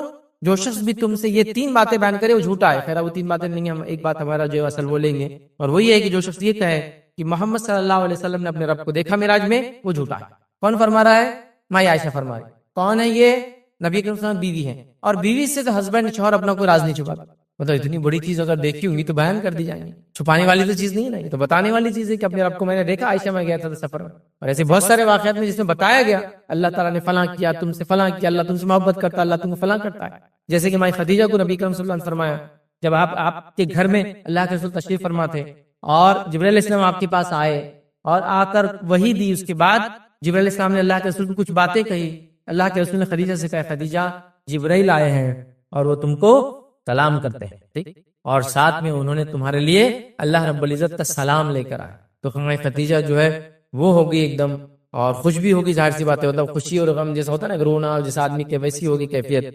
اور جبرائیل علیہ السلام کو تو آپ نے جواب دے دیا اور کہا اللہ کے سلام کا میں کیا جواب دوں، اللہ خود سلام ہے۔ تو مطلب جس میں ہم یہ کہہ سکتے ہیں کہ آپ کے فضائل میں ایک فضیلت ہے کہ اللہ نے آپ کو سلام بھیجا، ماں خدیجہ کو جبرائیل علیہ السلام نے آپ کو سلام کیا، تو اللہ کے رسول نے فوراً بتا دیا، ٹھیک، تو اللہ کے رسول بتا دیتے تھے۔ تو ماں عائشہ کو کیوں نہیں بتائیں گے؟ ایک تو بیوی ہے اور عام خاتون بھی نہیں ہے، بہت تجسس تھا، آپ کو معلومات لینے کی بہت خواہش تھی کہ آپ نے کیا کیا، کب کیا، کیسے کیا، سب پوچھتی تھی بار بار۔ تو کہا جس نے یہ کہا کہ اللہ کے رسول صلی اللہ علیہ وسلم نے اللہ تعالیٰ کو معراج میں دیکھا ہے، اس نے جھوٹ کہا، لہٰذا اللہ کے رسول نے نہیں دیکھا اور موسیٰ علیہ السلام نے نہیں دیکھا، موت اس کے لیے ضروری ہے اور دنیا کی آنکھوں سے ہم دیکھ نہیں سکتے، اللہ کا پردہ ہٹ جائے تو ساری مخلوق اس کے ہلاک ہو جائیں گے۔ یہ باتیں ہمارے سامنے آ گئی ادر کے، لہٰذا ہم دیکھ نہیں سکتے۔ اس کے بعد ماں عائشہ نے یہ آیت پڑھی، لا تدرکہ الابصار وہو یدرک الابصار، جو ہم نے آیت پہلے دیکھی تھی کہ اسے نگاہیں نہیں پا سکتی لیکن وہ نگاہوں کا احاطہ کیے ہوئے ہے، ٹھیک۔ پھر اس کے بعد یہ آیت آپ نے تلاوت کی اور فرمایا، سورہ شورى کی آیت ہے، سورہ شورى 42 آیت نمبر 51 فرمائی تلاوت کی، کسی بشر کے لیے لائق نہیں ہے کہ اللہ تعالیٰ اس سے کلام کرے، ٹھیک، نہ اس سے کلام کرے مگر وحی کے ذریعے اور پردے کی آڑ سے یا اپنا فرشتہ بھیج دے۔ کیسے؟ وحی کے ذریعے۔ تو اللہ کے رسول نے جو وہاں ملی آپ کو وحی ملی نا معراج میں، وحی کے ذریعے بات بولی گئی، سنی گئی، دیکھا نہیں گیا، یا پھر فرمایا پردے کی آڑ سے، اور اللہ تعالیٰ جب نے رسول کو بھیجے۔ تو یہ 3 وحی کے، جن 3 طریقوں سے وحی بھیجی جاتی ہے، تینوں طریقے اس کے اندر ہے، اس آیت کے اندر۔ ایک دل میں بات ڈالنا، ایک پردے کی آڑ سے وحی دینا، اور ایک فرشتے کو بھیجنا ہے۔ تو یہاں آپ نے فرمایا نہیں پردے کی آڑ سے، جو وحی ملی پردے کی آڑ سے ملی، اللہ رب العزت کو اللہ کے رسول صلی اللہ علیہ وسلم نہیں دیکھا، تو لہذا دیدار الہی دنیا میں ناممکن ہے، اس کے لیے موت ضروری ہے، ایمان کی حالت موت ضروری ہے، اس کے بعد ہی یہ ہو سکتا ہے، ورنہ دنیا میں یہ نہیں ہو سکتا ہے۔ ادر کی اب دیدار الہی کی کیا وجوہات ہو سکتی ہے، یہ وجہ بن سکتی ہے، بہت مختصر رکھوں گا، کئی وجوہات ہے اس کی۔ سب سے پہلی چیز تو یاد رکھیے، دیدار الہی ان کو ہوگا جو ایمان کی حالت میں مریں گے۔ دوسرا، کافروں کو دیدار الہی نہیں ہوگا، جو ہم نے سورہ مطففین کی آیت دیکھ لی، ایمان پہ مرنے والوں کو دیدار الہی ہوگا، کافر دیدار الہی نہیں کریں گے۔ دیدار الہی کے کرنے کے لیے آپ کو گناہوں سے بچنا ہوگا، اور وہ کچھ مخصوص گناہوں سے تو خاص بچنا ہوگا۔ کون سے گناہ ہیں؟ کئی روایتیں ویسے تو، اور کئی گناہ ہیں، کچھ خالی یاد دہانی کے لیے رکھ رہا ہوں۔ ان گناہوں سے بچنا پڑے گا جس میں اللہ کے رسول فرمائے کہ اللہ تعالیٰ ایسے لوگوں پر رحم نہیں کرے گا، رحم کی نگاہ نہیں ڈالے گا۔ بہت سارے گناہ جیسے کہ احسان کر کے جتلانے والے پہ اللہ رحم نہیں کرے گا، رحم کی نگاہ نہیں ڈالے گا۔ اسی طرح احسان جتلانے والے کے علاوہ متکبر فقیر، اسی طرح بوڑھا زانی، اسی طرح کپڑے کو ٹخنوں سے نیچے لٹکانے والا، اور بھی ایسے تھے وہ حدیث میں 3 کے الفاظ آتے ہیں، 3 لوگ ہیں جو جنت میں نہیں جائیں گے، جہنم میں 3 لوگ فلاں، تو ان کے اندر یہ الفاظ ہے، نظر کرم نہیں ڈالیں گا، مطلب دیکھیں گا نہیں، جب اللہ نہیں دیکھیں گے مطلب ہم بھی نہیں دیکھیں گے اللہ کو، ایسا ہوتا ہے۔ تو گناہوں سے بچنا پڑے گا، یاد رکھیے، اللہ کا اگر دیدار ہم کو کرنا ہے، اس طرح نیکی کو ہم کو کرنا پڑے گا، یاد رکھیے۔ اسی طرح اللہ کے دیدار کی خواہش رکھنا پڑیں گی، یاد رکھیے، تب اللہ کا دیدار ہوگا، کیونکہ حدیث میں الفاظ ہے جو اللہ کے دیدار کی خواہش رکھتا ہے تو اللہ بھی اس کے دیدار کیا اس سے، جو اللہ کو ملنا پسند کرتا ہے تو اللہ بھی اس سے ملنا پسند کرتا ہے نا۔ تو یہاں ملنا پسند سے مراد کیا ہے؟ آپ کسی سے ملنے جائیں گے تو اس کی دیدار بھی کریں گے نا، جو خواہش رکھتا ہے اس کے ساتھ ہوگا۔ اسی طرح اگر عمل کے اندر لے تو مخصوص 2 عمل بتا سکتا ہوں جس کو اگر ہم خاص طور سے کریں تو دیدار الہی آسان ہو جاتا ہے، وہ ہے عصر کی نماز اور فجر جو ہم نے حدیث کے اندر ہی دیکھی، اللہ کے رسول نے کہا کہ تم کوشش کرو عصر اور فجر پڑھو، دیدار الہی کے ساتھ اس کو کنیکٹ کر دیا. اس سے پتہ چلا یہ دو نمازیں، پتہ ہی چلا یہ دو نمازیں جو پڑھتا ہے پانچوں نمازیں پڑھتا ہے. پھر تو یہ دو نمازیں مشکل ہے، تو جب مشکل نمازیں پڑھ رہا ہے تو باقی نمازیں تو آسان ہے. فجر میں اٹھنا کتنا مشکل ہے. خیر اللہ کے لیے دوپہر میں جا رہے ہیں، دکان بند کرے تو اثر بھی غائب، سیدھا مغرب میں آ کے مغرب سے شروع ہو رہی ہے اپنا مغرب عشاء، پھر ظہر سیدھا اس کے بعد. تو جو نمازیں پڑھ رہا ہو تو مطلب نمازوں کا جو پابند ہو، نیکی کرنے والا ہو، ایمان کی حالت میں مرا ہو، کفر کی حالت میں نہ مرا ہو، ٹھیک ہے، تو ایسے لوگ یاد رکھیے. اور وہ خاص گناہ ویسے اللہ دیکھنا پسند نہیں کریں گا بندے کو، ان گناہوں سے بچیں گا. تو یہ سارے اعمال دیدار الہی کے لیے جس کو ہم کہیں گے وجوہات میں سے، وجہ میں سے ایک وجہ بنیں گے. تو کچھ باتیں ہیں کہ گناہوں سے ہم بچیں، نیکی کو ہم کریں اور نیک لوگوں میں ہم شامل رہیں، تو دیدار الہی ہوں گا. تو دیدار الہی حق ہے، اللہ کا دیدار یاد رکھیے یہ حق ہے، اور یہ جنتیوں کے لیے سب سے بڑی نعمت ہے، اور جہنمیوں کے لیے سب سے بڑا عذاب ہے کہ اپنے کریٹر کو کبھی دیکھ نہیں پائیں گے اور یہ اپنے رب کو دیکھ پائیں گے. اور جنتیوں کو جنت میں دیدار الہی سے محبوب کوئی چیز نہیں ہوگی، مطلب ساری نعمتیں پھیکی پڑ جائیں گی اللہ کے دیدار کے سامنے. تو لہٰذا ہم لوگوں کو اللہ کے دیدار کی طلب رکھنا چاہیے، اور حقیقی طلب یہ ہے کہ ہم نے اعمال ویسے کرنا چاہیے جس اعمال کی بنیاد پر دیدار الہی ہوتا ہے، ورنہ صرف دعائیں چالو ہے، اعمال غائب ہے، تو یہ سب چیزیں نہیں ملتی. اور امت مسلمہ کا اکثر کا حال یہ ہے، ہم دعاؤں سے کام چلانا چاہتے ہیں، عمل سے نہیں کہ اللہ مجھے نمازی بنا دے. ٹھیک ہے نا، عمل بھی تو کرو، اٹھنے کی کوشش کرو، جانے کی کوشش کرو، دل کو منانے کی کوشش کرو، نفس کو کے غلام بننے کے بدلے نفس کو اپنا غلام بناؤ، پریکٹیکلی کچھ کرو نا. ہم سب دعا پہ چل رہے ہیں، اللہ مجھے جو ہے فلاں چیز کروا دے، دعاؤں سے چلا رہے، ہم کو کرنا بھی پڑے گا اندر کے. تو لہٰذا دیدار الہی اگر ہم چاہتے ہیں یا مانگتے ہیں تو ہمیں ویسے اعمال بھی یہاں کرنا چاہیے جس کے نتیجے میں دیدار الہی ہوتا جاتا ہے. کہ تو چند باتیں ہم دیکھی، تو دیدار الہی حق ہے اور اس کا کوئی انکار نہیں کر سکتا، اور ہمیں اللہ تعالیٰ سے مخصوص کے لیے دعا کرنی چاہیے کیونکہ جنتیوں کے لیے سب سے بڑی نعمت یاد رکھیں. اسی پہ اپنی بات کو ختم کریں گے. اللہ رب العزت سے دعا ہے کہ اللہ سبحانہ تعالیٰ ہم تمام کو ایمان کی حالت میں ہمارا خاتمہ کر، اور اپنا دیدار جو ہمیں کرا، ایسے تمام اعمال سے بچا اور جس سے تیرے دیدار سے اللہ ہم محروم نہ رہ جائے، اور ایسے تمام اعمال کی طرف ہمیں رغبت دلا جس سے تیرا دیدار ہمیں جنت میں جو ہے نصیب ہو. جب تک ہمیں زندہ رکھ، ایمان و اسلام پر زندہ رکھ، خاتمہ ایمان پر ہو. وآخر دعوانا الحمدللہ رب العالمین. سبحان ربک رب العزت عما یصفون وسلام علی المرسلین والحمد للہ رب العالمین. کوئی بات اس درس سے نہ سمجھی، آپ کا کوئی سوال ہو تو پوچھ لیں. بسم اللہ الرحمن الرحیم، الحمد للہ رب العالمین والصلاة والسلام علی رسولہ الکریم وعلی آلہ وصحبہ اجمعین. رب اشرح لی صدری ویسر لی امری واحلل عقدۃ من لسانی یفقہوا قولی. اما بعد، کسی نے ایک سوال کیا وحدت الوجود کیا ہے، اس کے بارے میں تفصیلات بتائیے. تو دیکھیے سب سے پہلی چیز وحدت الوجود یہ ہے کہ کوئی انسان یہ کہے کہ اللہ تعالیٰ ہر جگہ موجود ہے. وحدت الوجود مطلب یہ کہ جو کچھ ہے دنیا میں سب اللہ ہے. وحدت کہتے ایک کرنے کو، وجود مطلب اس کے وجود کو، تو جو کچھ دنیا میں سب اللہ ہے. یہ ہے وحدت الوجود کا عقیدہ جو عموماً ہمارے پاس ہمارے اطراف میں جو قومیں پائی جاتی ہیں اس میں جو ہندو ہوتے ہیں ان کا یہ عقیدہ ہوتا ہے وحدت الوجود. مطلب آپ ہے تو آپ بھی بھگوان ہے، بچہ ہے تو بچے بھی بڑا بھگوان ہے، اس میں بھگوان ہے، جانور میں بھگوان ہے، پتھر میں بھگوان ہے، ہر چیز جو وجود میں ہے سب گاڈ ہے. تو یاد رکھیں وحدت الوجود کا اسلام سے کوئی تعلق نہیں، آپ سب جانتے ہیں. اللہ تعالیٰ کے تعلق سے ہم جاتے ہیں، اللہ کی ذات ایک ہے، وہ کہاں ہے وہ بھی ہم کو معلوم ہے. الرحمن علی العرش استوى، رحمان عرش پر استوا کیے ہوئے، تو ظاہر سی بات ہے ہر جگہ موجود بھی نہیں ہے. ہاں اس کا علم ہر جگہ ہے. اب کچھ لوگ یہ کہتے ہیں حاضر اور ناظر، وہ اسی سے نکلتا ہے. دیکھیے اللہ تعالیٰ کا ناظر ہونا تو صحیح ہے، مطلب ہم کو دیکھتا ہے، ہم اس کو نہیں، وہ ہم کو دیکھتا ہے. لیکن حاضر کیسا ہو سکتا ہے؟ آپ کسی چھوٹے سے گورنمنٹ آفیسر کو حاضر نہیں کر سکتے، کسی اسکول کالج میں جا کے پیون کو اپنے سامنے حاضر نہیں کر سکتے. اللہ کو حاضر کر، ناظر اللہ دیکھنے والا ٹھیک ہے، حاضر نہیں ہے، لیکن ہاں اس کے علم سے اس کو ہر چیز کا پتہ ہے. اور کوئی کہے کہ اللہ کا علم ہر جگہ موجود ہے، ٹھیک ہے، لیکن اللہ نہیں یاد رکھے. تو لہٰذا وحدت الوجود کیا ہے؟ ہر چیز اللہ ہے، ہر شے اللہ ہے، ہر جگہ اللہ ہے، ہر جگہ وہ موجود ہے، یاد رکھیے. اور اللہ رحم کرے، یہ نان مسلم عقیدے کا اثر مسلمانوں پر بھی ہے، یاد رکھیں. اس کے نتیجے میں بہت سارے لوگوں کو آپ دیکھیں کہتے ہیں اللہ ہر جگہ ہے. میں نے تو ایک چھوٹا سا کلپ تھا جس میں کہیں شاید مناظرہ ہو رہا تھا، انہوں نے اعلان کر دیا ہے کوئی اس مجمع میں اہل حدیث جو آ کے ہم سے سوال کرے. ایک نوجوان چلا گیا، وہ بیچارے جو عالم صاحب اعلان کر رہے تھے سوال کر لیا. انہوں نے کہا کہ آپ نے کہا کہ اللہ تعالیٰ ہر جگہ، تو بولے ہاں. تو کیا اللہ تعالیٰ بولے پیخانے میں بھی؟ تو بولے ہاں. ہر جگہ میں تو ہر جگہ ہے. جانوروں میں بھی؟ تو بولے ہاں. تو پھر اس نے کہا کہ پھر آپ کے عقیدے میں اور نان مسلم کے عقیدے میں کیا فرق ہے؟ وہ بولے جانور ہر چیز میں. تو بہرحال انہوں نے کوئی جواب نہیں دیا. تو یہ بہت تعجب خیز بات ہے. تو بہرحال یہ وحدت الوجود ہے. مسلمان وحدت الوجود کا قائل نہیں ہو سکتا ہے کیونکہ یہ اسلامی عقیدہ نہیں ہے، نہ اس کی تعلیم قرآن نے دی، نہ سنت نے، نہ اللہ کے رسول صلی اللہ علیہ وسلم نے اور صحابہ نے کبھی ایسا کوئی عقیدہ رکھا کہ اللہ ہر جگہ موجود ہے، ہر جگہ حاضر ہے، اس ٹائپ سے نہیں کیا ہے. تو لہٰذا یہ عقیدہ بدعقیدگی ہے، جو اس سے مرے گا یاد رکھے وہ جہنم میں جائے گا. اللہ تعالیٰ اس تمام قسم کی بدعقیدیوں سے ہماری حفاظت کرے. جی اسٹارٹ کر رہے ہیں بچوں کے لیے 2 تاریخ سے اور 15 تاریخ سے، تو اس کے لیے مبارکباد آپ کو. اور میں یہ چاہتا ہوں کہ جو اس میں بیسک جو ہے آج کل جو لینگویج پہ کمانڈ ہونا ضروری ہے، چاہے انگلش ہو، مراٹھی، اردو. بچہ 9th 10th تک آ جا رہا، اور اس کو جو ہے تو اسکول میں جب برابر تعلیم نہیں ہونے سے وہ جو ہے تو مراٹھی بھی نہیں آ رہی برابر، نہ اردو آ رہی اس کو. اور انگلش میڈیم میں تو کہیں اسکول لے جائے تو انگلش بھی اس میں نہیں آ سک رہی اس کو. تو پھر پورا فاؤنڈیشن جو ہے تو اسکول پہ ڈیپینڈ رہتا. جب 11 12 میں آگے جاتے ہیں تو وہ ٹیچر بھی بلیم کرتے کہ فاؤنڈیشن ہی اچھا نہیں ہے اس کا، تو کیسا ہوگا. تو آپ اس کے ساتھ ساتھ جو ہے تو ایک بیسک جو ہے بچوں کو کم سے کم مراٹھی اچھی آنا چاہیے، اس کو سمجھنا چاہیے، لکھنا آنا چاہیے. اسی آپ اس کو بھی اٹیچ کر دیجیے، اردو اور مراٹھی بھی.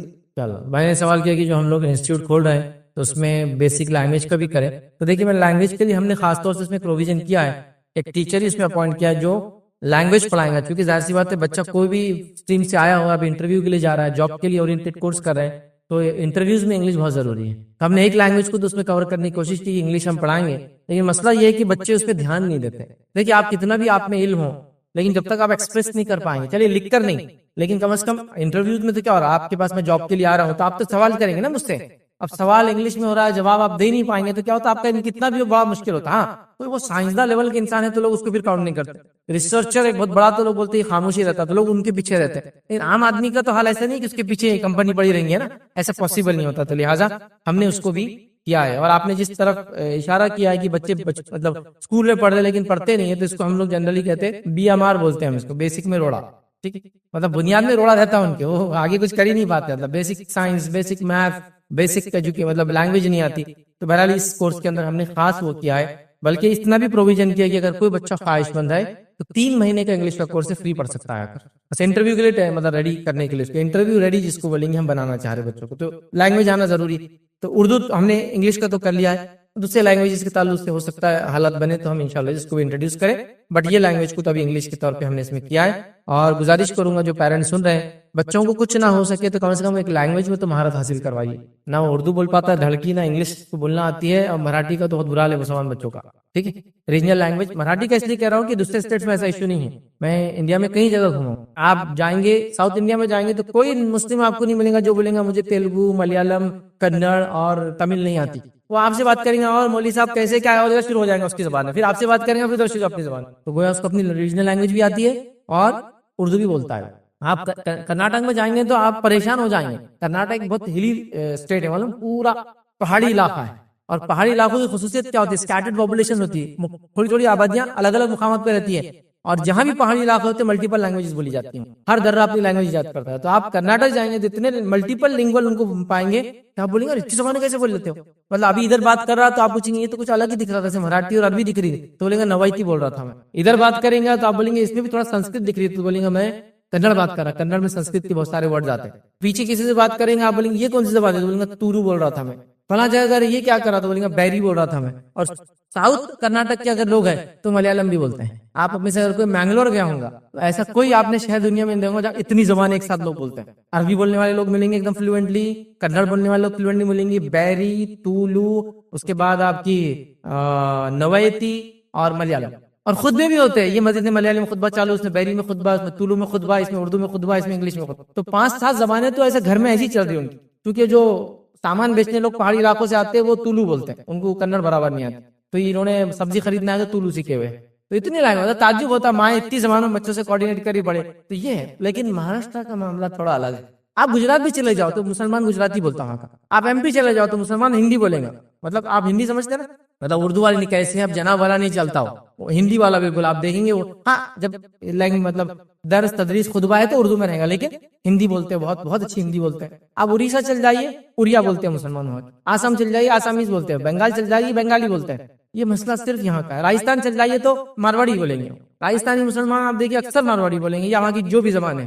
مسئلہ ہم لوگوں کا ذرا سینٹرل مہاراشٹر کا بہت خطرناک ہے. ہم لوگ ریجنل لینگویج نہیں جانتے کہیں بھی. مطلب آپ جتنا بھی جو حیدرآباد اسٹیٹ کا پارٹ تھا نا وہاں سے بالکل نہیں بولی جاتی. تو ہم لوگوں کا بڑا مسئلہ ہے، ایسا نہیں ہونا چاہیے. تو لینگویج بہت ضروری ہے. علاقائی زبانیں آنا چاہیے آپ کو ہونا چاہیے. اگر ویسے ترتیب میں سب سے پہلے آپ کو عربی سیکھنا چاہیے. آپ نے عربی نہیں آتی تو اردو کم از کم سیکھنا چاہیے. اس کے بعد انٹرنیشنل لینگویج انگلش سیکھنا چاہیے. لوکل لینگویج مراٹھی آپ کو آنا چاہیے. ایک ریجنل لینگویج, ایک انٹرنیشنل, ایک اللہ کی کتاب کی لینگویج, اتنا ہونا چاہیے. ادھر کہ اتنے لینگویج 2-3 تو ہونا ہی چاہیے. بہرحال انشاءاللہ کوشش کریں گے کہ اردو وغیرہ کو, مراٹھی کو بھی اس میں انٹروڈیوس کیا جائے. کسی نے ایک سوال کیا کہ کیا ہم جنات کو کبھی دیکھ سکتے ہیں, ان کا باڈی شیپ کیسا ہے؟ دیکھیے ہم جنات کو دیکھ سکتے نہیں دیکھ سکتے, واللہ عالم, مجھے کچھ نہیں پتا. ہاں ہو سکتا ہے جنت میں جانے کے بعد ہم ڈیمانڈ کریں تو دکھا دی جائے, چونکہ وہ کوئی ایسی چیز نہیں جو ہڈن ہو وہاں جانے کے بعد. لیکن ایسی کوئی ٹیکسٹ نہیں ہمارے پاس جہاں یہ بتایا گیا کہ یہ لوگ جائیں گے اور جناتوں کو دیکھیں گے ان کی اصلی شکل سے. مے بی جنت جب چلے جائے, دنیا میں تو نہیں دیکھتے ان کو اصلی شکل میں آتا, کہ اللہ نے ہماری نظر سے ان کو اجھل کر دیا ہے. ہاں وہ جب بھی ہم کو دکھیں گے وہ کوئی شکل لیں گے جس میں ہم اس کو دیکھ سکتے ہیں, لیکن اس کی اصلی شکل نہیں ہوگی. لیکن آخرت میں ہم ایسا کر سکتے ہیں, مطلب ان دا سینس, میں کوئی دلیل میرے پاس کچھ بھی نہیں ہے, لیکن چونکہ جنت میں آپ نے جو خواہش کریں گا ملے گا, یہ روایت ہے. تو انسان سوچیں گے اللہ میں دیکھنا چاہتا ہوں جن کیسے تھا, اللہ بتا دیں گے. اللہ تو نے آدم کو پیدا کیا تو مٹی کہاں کیسے اٹھائی ہوئی تھی بتاؤں گا, اللہ بتا دیں گے. وہ سینس میں ہو سکتا ہے. جیسا جنت میں انسان کو اولاد نہیں ہوں گی, نکاح ہوں گے لیکن اولاد نہیں ہوں گی. لیکن اگر کوئی سوال کرے, کوئی آدمی چاہے مجھے اولاد ہو تو ہو سکتی ہے, تو جنت میں جو خواہش کریں گا وہ ہو جائیں گا. آپ سمجھ رہے نا, جنت میں نکاح ہوں گے لیکن بچے نہیں ہوں گے, لیکن انسان خواہش کروں گا تو ہو سکتا ہے کہ اللہ مجھے اولاد چاہیے, اللہ دے دیں گا اس کو, وہ ایک الگ بات ہے. تو جنوں کو ہو سکتا دیکھیں, تو ان سے کوئی دلیل میرے پاس نہیں ہے کہ کوئی حدیث میں آتا ہے کہ جن انسان جائیں گے پھر وہ کریں گے. بلکہ جنت میں جنوں کے علاوہ اور بھی مخلوقات ہونے والی ہیں, جس کے تعلق سے حدیث میں الفاظ آتے ہیں, صحیح مسلم کی روایت ہے کہ جب جنتی جنت میں چلے جائیں گے, جنت کا ایک بڑا حصہ خالی رہیں گے, تو اللہ تعالیٰ اس کو آکوپائی کرنے کے لیے, اس کے آکوپینٹس کے لیے ایک نئی مخلوق پیدا کرے گا, وہ اس کو آکوپائی کر لیں گے. تو جنت میں آپ جانے کے بعد خواہش کر سکتے ہیں اگر یاد ہو تو سب چیزیں, کیونکہ ہم کو پتہ نہیں ہوا کیا یاد ہوگا اور کیا نہیں ہوگا, تو آپ جنوں کو تب دیکھ سکتے ہیں. دنیا میں اس کی اصلی حالت میں ان کو نہیں دیکھ سکتے ہیں. کسی نے سوال کیا کیا محشر میں جب حساب و کتاب ہوگا کیا تب بھی اللہ کا دیدار ہوگا؟ نہیں, محشر میں اللہ کا دیدار نہیں ہوگا. ادھر ریزن مین کہ محشر میں سب ہے, مومن ہے, کافر ہے, منافق ہے, سب ہے, نہیں ہوگا. محشر میں بھی جب اللہ کے بارے میں, حاضر ہونے کے بارے میں کچھ باتیں آتی ہیں, جھکنے کی, دیکھنے کے بارے میں نہیں آتی, جھکنے کے بارے میں بات آتی ہے. اس کے بارے میں یہ ہے کہ جب اللہ حکم دے گا جھکنے کا تو لوگ جھک پڑیں گے, مومن جھک پڑیں گے, لیکن منافق جھکنا چاہیں گے لیکن پیٹ ان کی تخت ہو جائیں گے اور کافروں کو ہٹا دیا جائے گا, کیونکہ وہ تو آلریڈی جہنم کے لسٹ میں جا چکے. منافق اور مومن جمع ہوں گے, تو جب جھکنے کا حکم سجدے کا, مومن سجدہ کریں گے, منافق کی پیٹ اللہ کڑک کر دیں گے, جھک نہیں پائیں گا, اس سے پتہ چل جائے گا یہ منافق. تو منافق بھی اب نکل گئے. اللہ نے ان کو ذلیل کرنے کے لیے مومنوں میں لایا پہلے, تاکہ سب مومن دیکھ لے کہ منافق جھک نہیں سک رہا اللہ کے سامنے. اور دنیا مسلمان رہا نا, دھوکہ دیا تو ہاں اس کا دھوکہ کھولے گا, پھر وہ بھی جہنم میں جائے. لیکن وہاں دیدار نہیں ہے, اللہ کے حاضر حضور ہوں گے لیکن دیدار نہیں ہے. دیدار جنت میں, حضور ہونا مطلب اللہ ہوں گا, لوگوں کو اس کی ہیبت معلوم ہوں گی لیکن دیکھیں گے نہیں. ٹھیک ہے, تو بہرحال یہ اس زمانہ ظاہر سے محشر میں بھی اللہ تعالیٰ کا دیدار نہیں ہوگا, احساس ہوگا, جھکیں گے مومن, منافق سجدہ نہیں کر پائیں گے, کافر جہنم میں ڈالنا شروع کر دیے جائیں گے, لیکن وہاں بھی دیدار نہیں ہوگا. السلام علیکم. بہت بھائی میرا کوشچن ہے آپ سے کہ ریگارڈنگ کی اللہ سبحانہ تعالیٰ کہ ہمیں ریپلیس کر دے گا اگر ہم ہماری عبادت ہی صحیح نہیں ہوگی, بیکاز اللہ کی شاید میں نے سنا تھا کہ اللہ کی سنت ہے کہ وہ ریپلیس کر دیتا ہے بیٹر لوگوں کے لیے, عبادتوں کو ریپلیس کر دیتا ہے, کمزور ہوں گی تو اچھی کر دیں گے. جی بھائی نے سوال کیا کیا اللہ تعالیٰ روز قیامت عبادتوں کو ریپلیس کریں گا, تاکہ ایک بندہ مومن جو تھا, ٹھیک ہے, گناہ ہوئے, اس کی خطائیں ہوئی, کہ مسلمان تھا, تو کیا ایسا کچھ ریپلیس ہوگا؟ تو پہلی چیز تو یہ اللہ کا فضل ہے, یاد رکھیے, جو قرآن نے بیان کیا کہ اللہ رب العزت کیا کرتا ہے, ان الحسنات یذہبن السیئات, نیکیاں جو ہم زندگی میں کرتے ہیں حسنات ریپلیس کر دیتی ہے سیئات, گناہوں کو, برائیوں کو. تو لہذا دنیا میں جو ہم نیکی کرتے ہیں اس سے ہماری گناہ ریپلیس ہوتے رہتے ہیں. اللہ تعالیٰ یہ فضل دیتا ہے. اسی طرح گناہ جب کرتے تو ایک گناہ لکھا جاتا ہے, جب نیکی سوچتے ہو تو ایک نیکی لکھ دی جاتی ہے, اور کر لیتے تو پھر 1 سے 10, 10 سے 700 اور 700 کی ملٹیپل ٹائم لکھا جاتا ہے. ایک گناہ کا ایک گناہ لکھا جاتا ہے. گناہوں کو نیکیوں سے اللہ مٹاتے رہتا ہے, یہ فضل ہے. نیکی کا سوچنے پر ایک نیکی لکھ دی جاتی ہے, کرنے پر 1 سے 10, 10 سے 700 یا 70, 70 سے 700, 700 سے بھی ملٹیپل ٹائم کر دیا جاتا ہے, اس کا فضل ہے. اسی طرح آخرت میں بھی ایسا ہوگا, کچھ چیزیں ریپلیس ہوں گی, جیسا کہ جامع ترمذی کی روایت نبی اکرم صلی اللہ علیہ وسلم نے فرمایا, اللہ تعالیٰ حکم دے گا اس کی نمازیں حساب کیا جائے, تولی جائے, نمازیں اس کی تولی جائے, حساب کیا جائے. فرشتے کہیں گے اللہ اس میں کمی ہے, تو اللہ کہیں گا ٹھیک ہے. نوافل دیکھو اس کی ہے کہ ایڈ کر دو اس میں. نوافل سے مراد سنت موقعہ, سنت اور نفل تینوں ہوتی ہے. عبادتوں کی 2 قسمیں ہوتی, فرض اور نفل. فرض نماز اور نفل نماز. فرض نماز جیسا فجر کی 2 رکعت, اس کے اندر بعد میں 2 رکعت نفل ہے, لیکن وہ نفل موقعہ نفل ہے, اس کو کہتے ہیں سنت موقعہ. ٹھیک ہے, تو سنت موقعہ بھی نفل کی قسم ہے, سنت بھی نفل کی قسم ہے, اور نفل کو نفل بھی بولتے ہیں ہم لوگ. ٹھیک ہے, تو لہٰذا اللہ کہتے ہیں نفل ہے ڈال دو, تو پھر اس کی نفل کو فرض کے ریپلیسمنٹ میں ڈال دیا جا رہا ہے. دیکھیے اللہ کا فضل, پڑھا تو تھا نفل, کمپنسیٹ کریں گی انشاءاللہ فرض. اس لیے نفل کا ذخیرہ بھی اپنا بڑھاتے رہنا چاہیے. جو کوتاہیاں خطائیں ہوتی ہے اللہ انشاءاللہ اس کے ذریعے اس کو تول دیں گے. تو بہرحال نماز میں ریپلیسمنٹ ہو رہا ہے, یہ مل رہا ہے. اور نماز کے تعلق سے میں اور آپ سب جانتے ہیں عقیدہ توحید کا سب سے امپورٹنٹ پوائنٹ ہے. توحید اور نماز کے بعد ہی سارے عمل قبول ہوتے ہیں. تو اس پہ ریپلیسمنٹ موجود ہے, توحید پہ ریپلیسمنٹ موجود نہیں, اس میں کمی ہوں گی جہنم میں ہمیشہ. نماز ہے تو ریپلیسمنٹ موجود ہے, باقی سب عبادت تو کنڈیشنل ہے, انسان کو چاہیے وہ کرے. روزہ سال میں ایک بار, صحت ہے تو ہے, سفر ہے تو معاف ہے اگلی بار رکھے, صحت اچھی ہے تو بعد میں رکھے.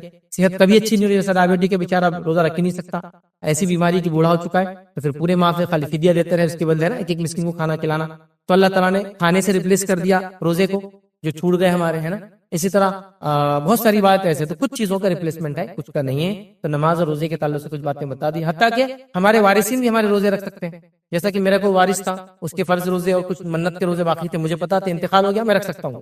پورے لوگ مل کے بھی رکھ سکتے گھر کے کہ بھائی چلو ان کے 30 روزے باقی تھے, تم 4 رکھ لو, تم 4 رکھ لو, تم 4 رکھ لو, میں 6 رکھ لیتا ہوں. ایسا بھی کر سکتے ہیں آپ. نظر کے روزے اور فرض روزے دونوں ہو سکتے ہیں. تو یہ ریپلیسمنٹ ہو گیا, دوسروں کے روزے سے میرا ریپلیس ہو رہا, دوسروں کی نظر پوری کرنے سے میری نظر پوری ہو رہی.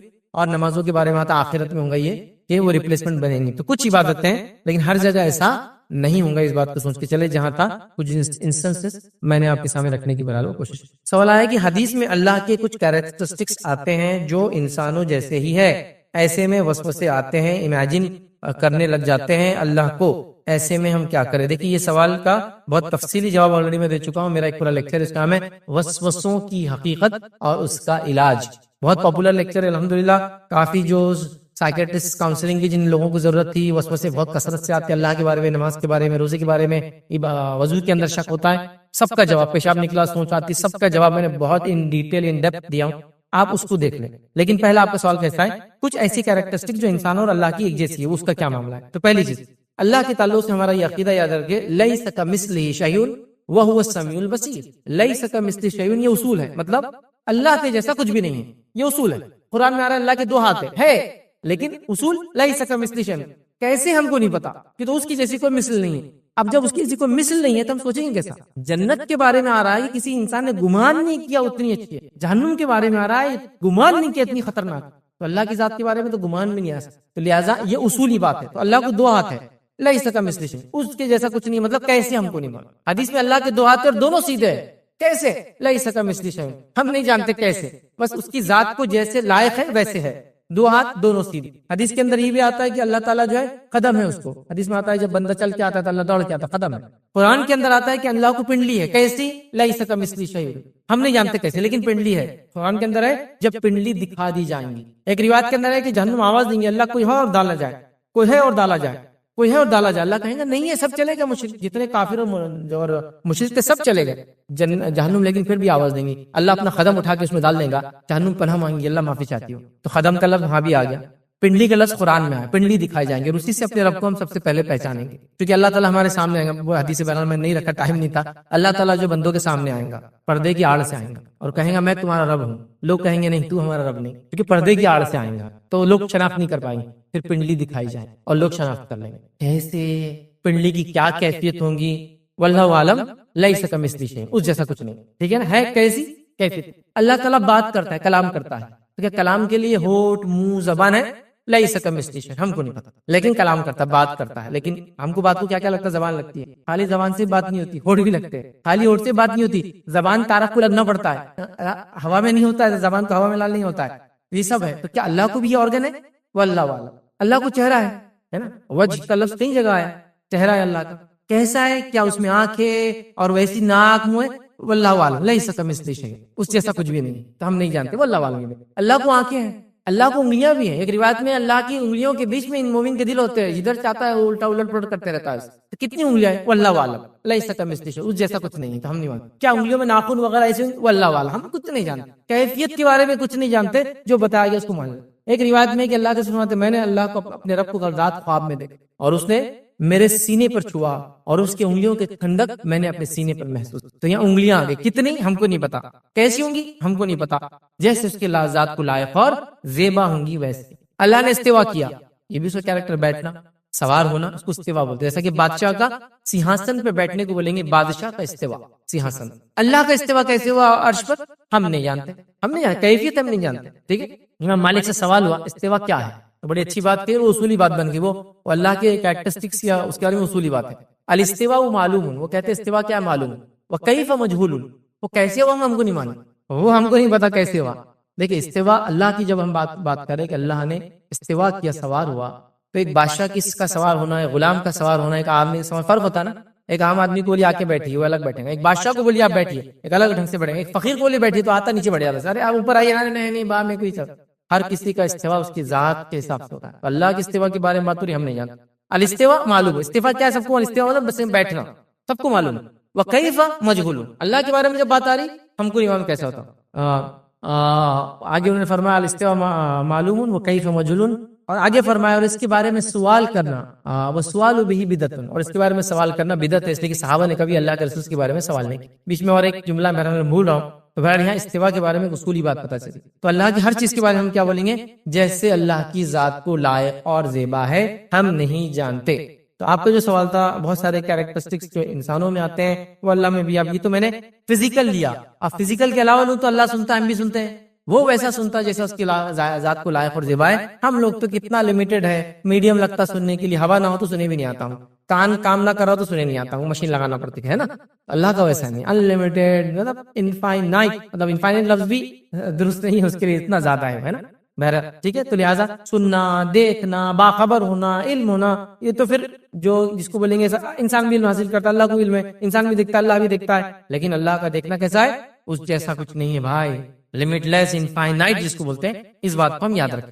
اب آگے کا اب جیسا ہوتا ہے تو وسوسے آتے ہیں، پھر اب یہ ویسے سے وسوسے آتے ہیں. دیکھیے ایسے وسوسے ہر مومن کو اس کی عمر میں جب بھی وہ نماز روزے کا پابند ہوتا ہے جب سے آنا چالو ہو جاتا ہے. اللہ کو یاد کرا تو ایک تصویر نظر آتی ہے، اللہ کو یاد کرا تو شیطان نظر آ رہا، اللہ کو یاد کرا تو بت نظر آ رہا، اللہ کو یاد کرا تو انسان نظر آ رہا، اللہ کو یاد کرا تو کوئی بھی کیریکٹر، عالم صاحب، حافظ صاحب، یہ پڑوسی، فقیر، کچھ بھی دکھ رہا ہے. یہ کہاں سے ہو رہا ہے؟ یہ شیطان کا. اب یہ وسوسے آنا کیا آپ کی ایمان کی کمزوری کی علامت ہے، آپ کی برباد ہونے کی علامت ہے، آپ کے جہنمی ہونے کی علامت ہے، آپ کے ڈپریس ہونے کی علامت ہونا چاہیے؟ نہیں.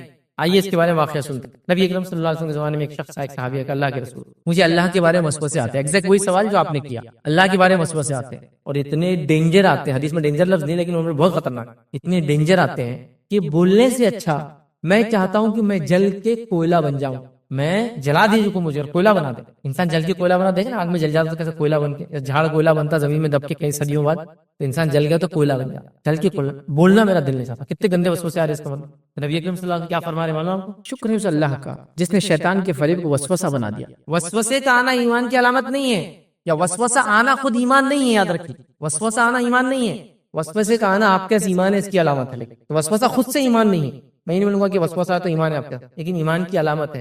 کیونکہ چوری کرنے چور کہاں آتا ہے؟ جہاں مال ہوتا ہے. تو شیطان کس کے پاس آئے گا وسوسے ڈالنے؟ کافروں کے پاس، منافقوں کے پاس. ان کو تو برباد کر چکا ہے، جہنم کا ایندھن بنا چکا ہے. آپ کے اور میرے پاس، مومنوں کے پاس. وہ صحابی کے پاس آ رہا تھا، بہت ڈینجر وسوسے. اتنے کیوں کہہ رہے؟ راح ہو جانا پسند کر رہا ہوں. تو آپ کو بھی اگر وسوسے آتے تو بالکل مت ڈریے. امیجنیشن آتا بالکل مت ڈریے، نکال کے پھینک دیجیے اس کو. اب بولے وہی تو پرابلم ہے، نکل رہا نہیں ہو، آنے دیجیے جتنے آتے ہیں. ٹھیک ہے، کوشش کیجیے وہ چلے جائیں. دیکھیے وسوسوں کا علاج کیا ہوتا ہے معلوم آپ کو؟ وسوسوں کا علاج ذکر و اذکار اور پڑھنے سے زیادہ خیال کا جواب خیال سے دینا پڑتا ہے. جیسا میں بتاتا ہوں، میں اچھا خاصا ہوں، کبھی کوئی پیٹ کا پرابلم نہیں مجھے، کبھی نہیں. وضو کو بیٹھا کی ہاں گیس آ رہی ہے ایسا لگا، کبھی پرابلم نہیں ہے میرے کو. وضو کو بیٹھا کی دیکھیے اب یہ شیطان آ جاتا آپ کے، وضو کر کے اٹھے اور یار گڑبڑ ہوگی لگا، چلو پھر سے جاتا، ہوا کچھ نہیں ابھی. لیکن یہ آپ کو کیا بولتا ہے؟ ہاں تیرا وضو ٹوٹ گیا. یہ آپ کی عبادتوں کو خراب کرنے یہاں سے حرکتیں شروع کرتا ہے. چلو اب یہ وضو میں آپ نے کچھ تو بھی ڈٹ کر لیا، اب جا کے کھڑے ہو نماز کے لیے. اللہ اکبر، ہاتھ باندھے، ارے کارپوریشن کا کام باقی ہے، ارے لائسنس کا رینیول باقی ہے. ہاں آیا اللہ کے نے بیان کیا، جو چیز تم بھول چکے وہ یاد دلاتا نماز میں، ایک دم امپورٹنٹ چیز. ارے دواخانے میں کچھ چھوڑ کے آیا بھول گیا تو نماز کو کھڑے ہو گئے، تب یاد دلائیں گے آپ. جب تک یاد نہیں دلائیں کچھ بھی. یہ اس کی حرکت، یہ کرنا ہی ہے اس نے. اب یہ کر کے کیا کرتا ہے؟ تو نماز خراب کرتا. دوسرا 3 رکعت ہوگی، 4 رکعت ہوگی، 2 رکعت ہوگی، 1 رکعت ہوگی، نہیں 5 رکعت ہوگی، نہیں 7 رکعتوں میں دالیاں کروڑ. اب اس کا کیا کریں گے آپ؟ کیسے جواب دیں گے؟ تو اس کا جواب آپ کو یہیں سے دینا جہاں وسوسے آ رہے ہیں. جیسا وضو کے لیے گیا، وضو کیا میں وسوسہ آ رہا ہے کہ ہوا خارجی وضو ٹوٹ گیا، تو آپ نے کیا بولنا وسوسے کو؟ نہیں ٹوٹا، وضو نہیں کروں گا. آپ نہیں کروں گا، ایک بار کر لیا. اور وضو ٹوٹا اگر ہوا خارج ہوئی تو اس کی علامت کیا؟ حدیث میں آتا واضح ہے. حدیث میں لاتے ہیں فرماتے ہیں کوئی شخص شک کے بنیاد پہ وضو نہ کرے کہ ہوا خارج ہوئی ہے، نہیں، جب تک کہ 2 چیزیں نہ ہو جائیں یا 2 میں سے ایک نہ ہو جائے. پہلا آواز سن لے یا بدبو آ جائے. وضو نہیں کرنا ہے، ریپیٹ نہیں کرنا ہے، ورنہ آپ نے ایک بار کریں گے آپ کو اتنے وسوسے ڈالیں گا، ہر وضو کو آپ کو 3 بار کرنا پڑے گا. وضو کر کے اٹھے ایک بار اور کر لیتا، وضو کر کے اٹھے ایک بار اور نہیں. تو آپ کیا بولیں گے دل کو؟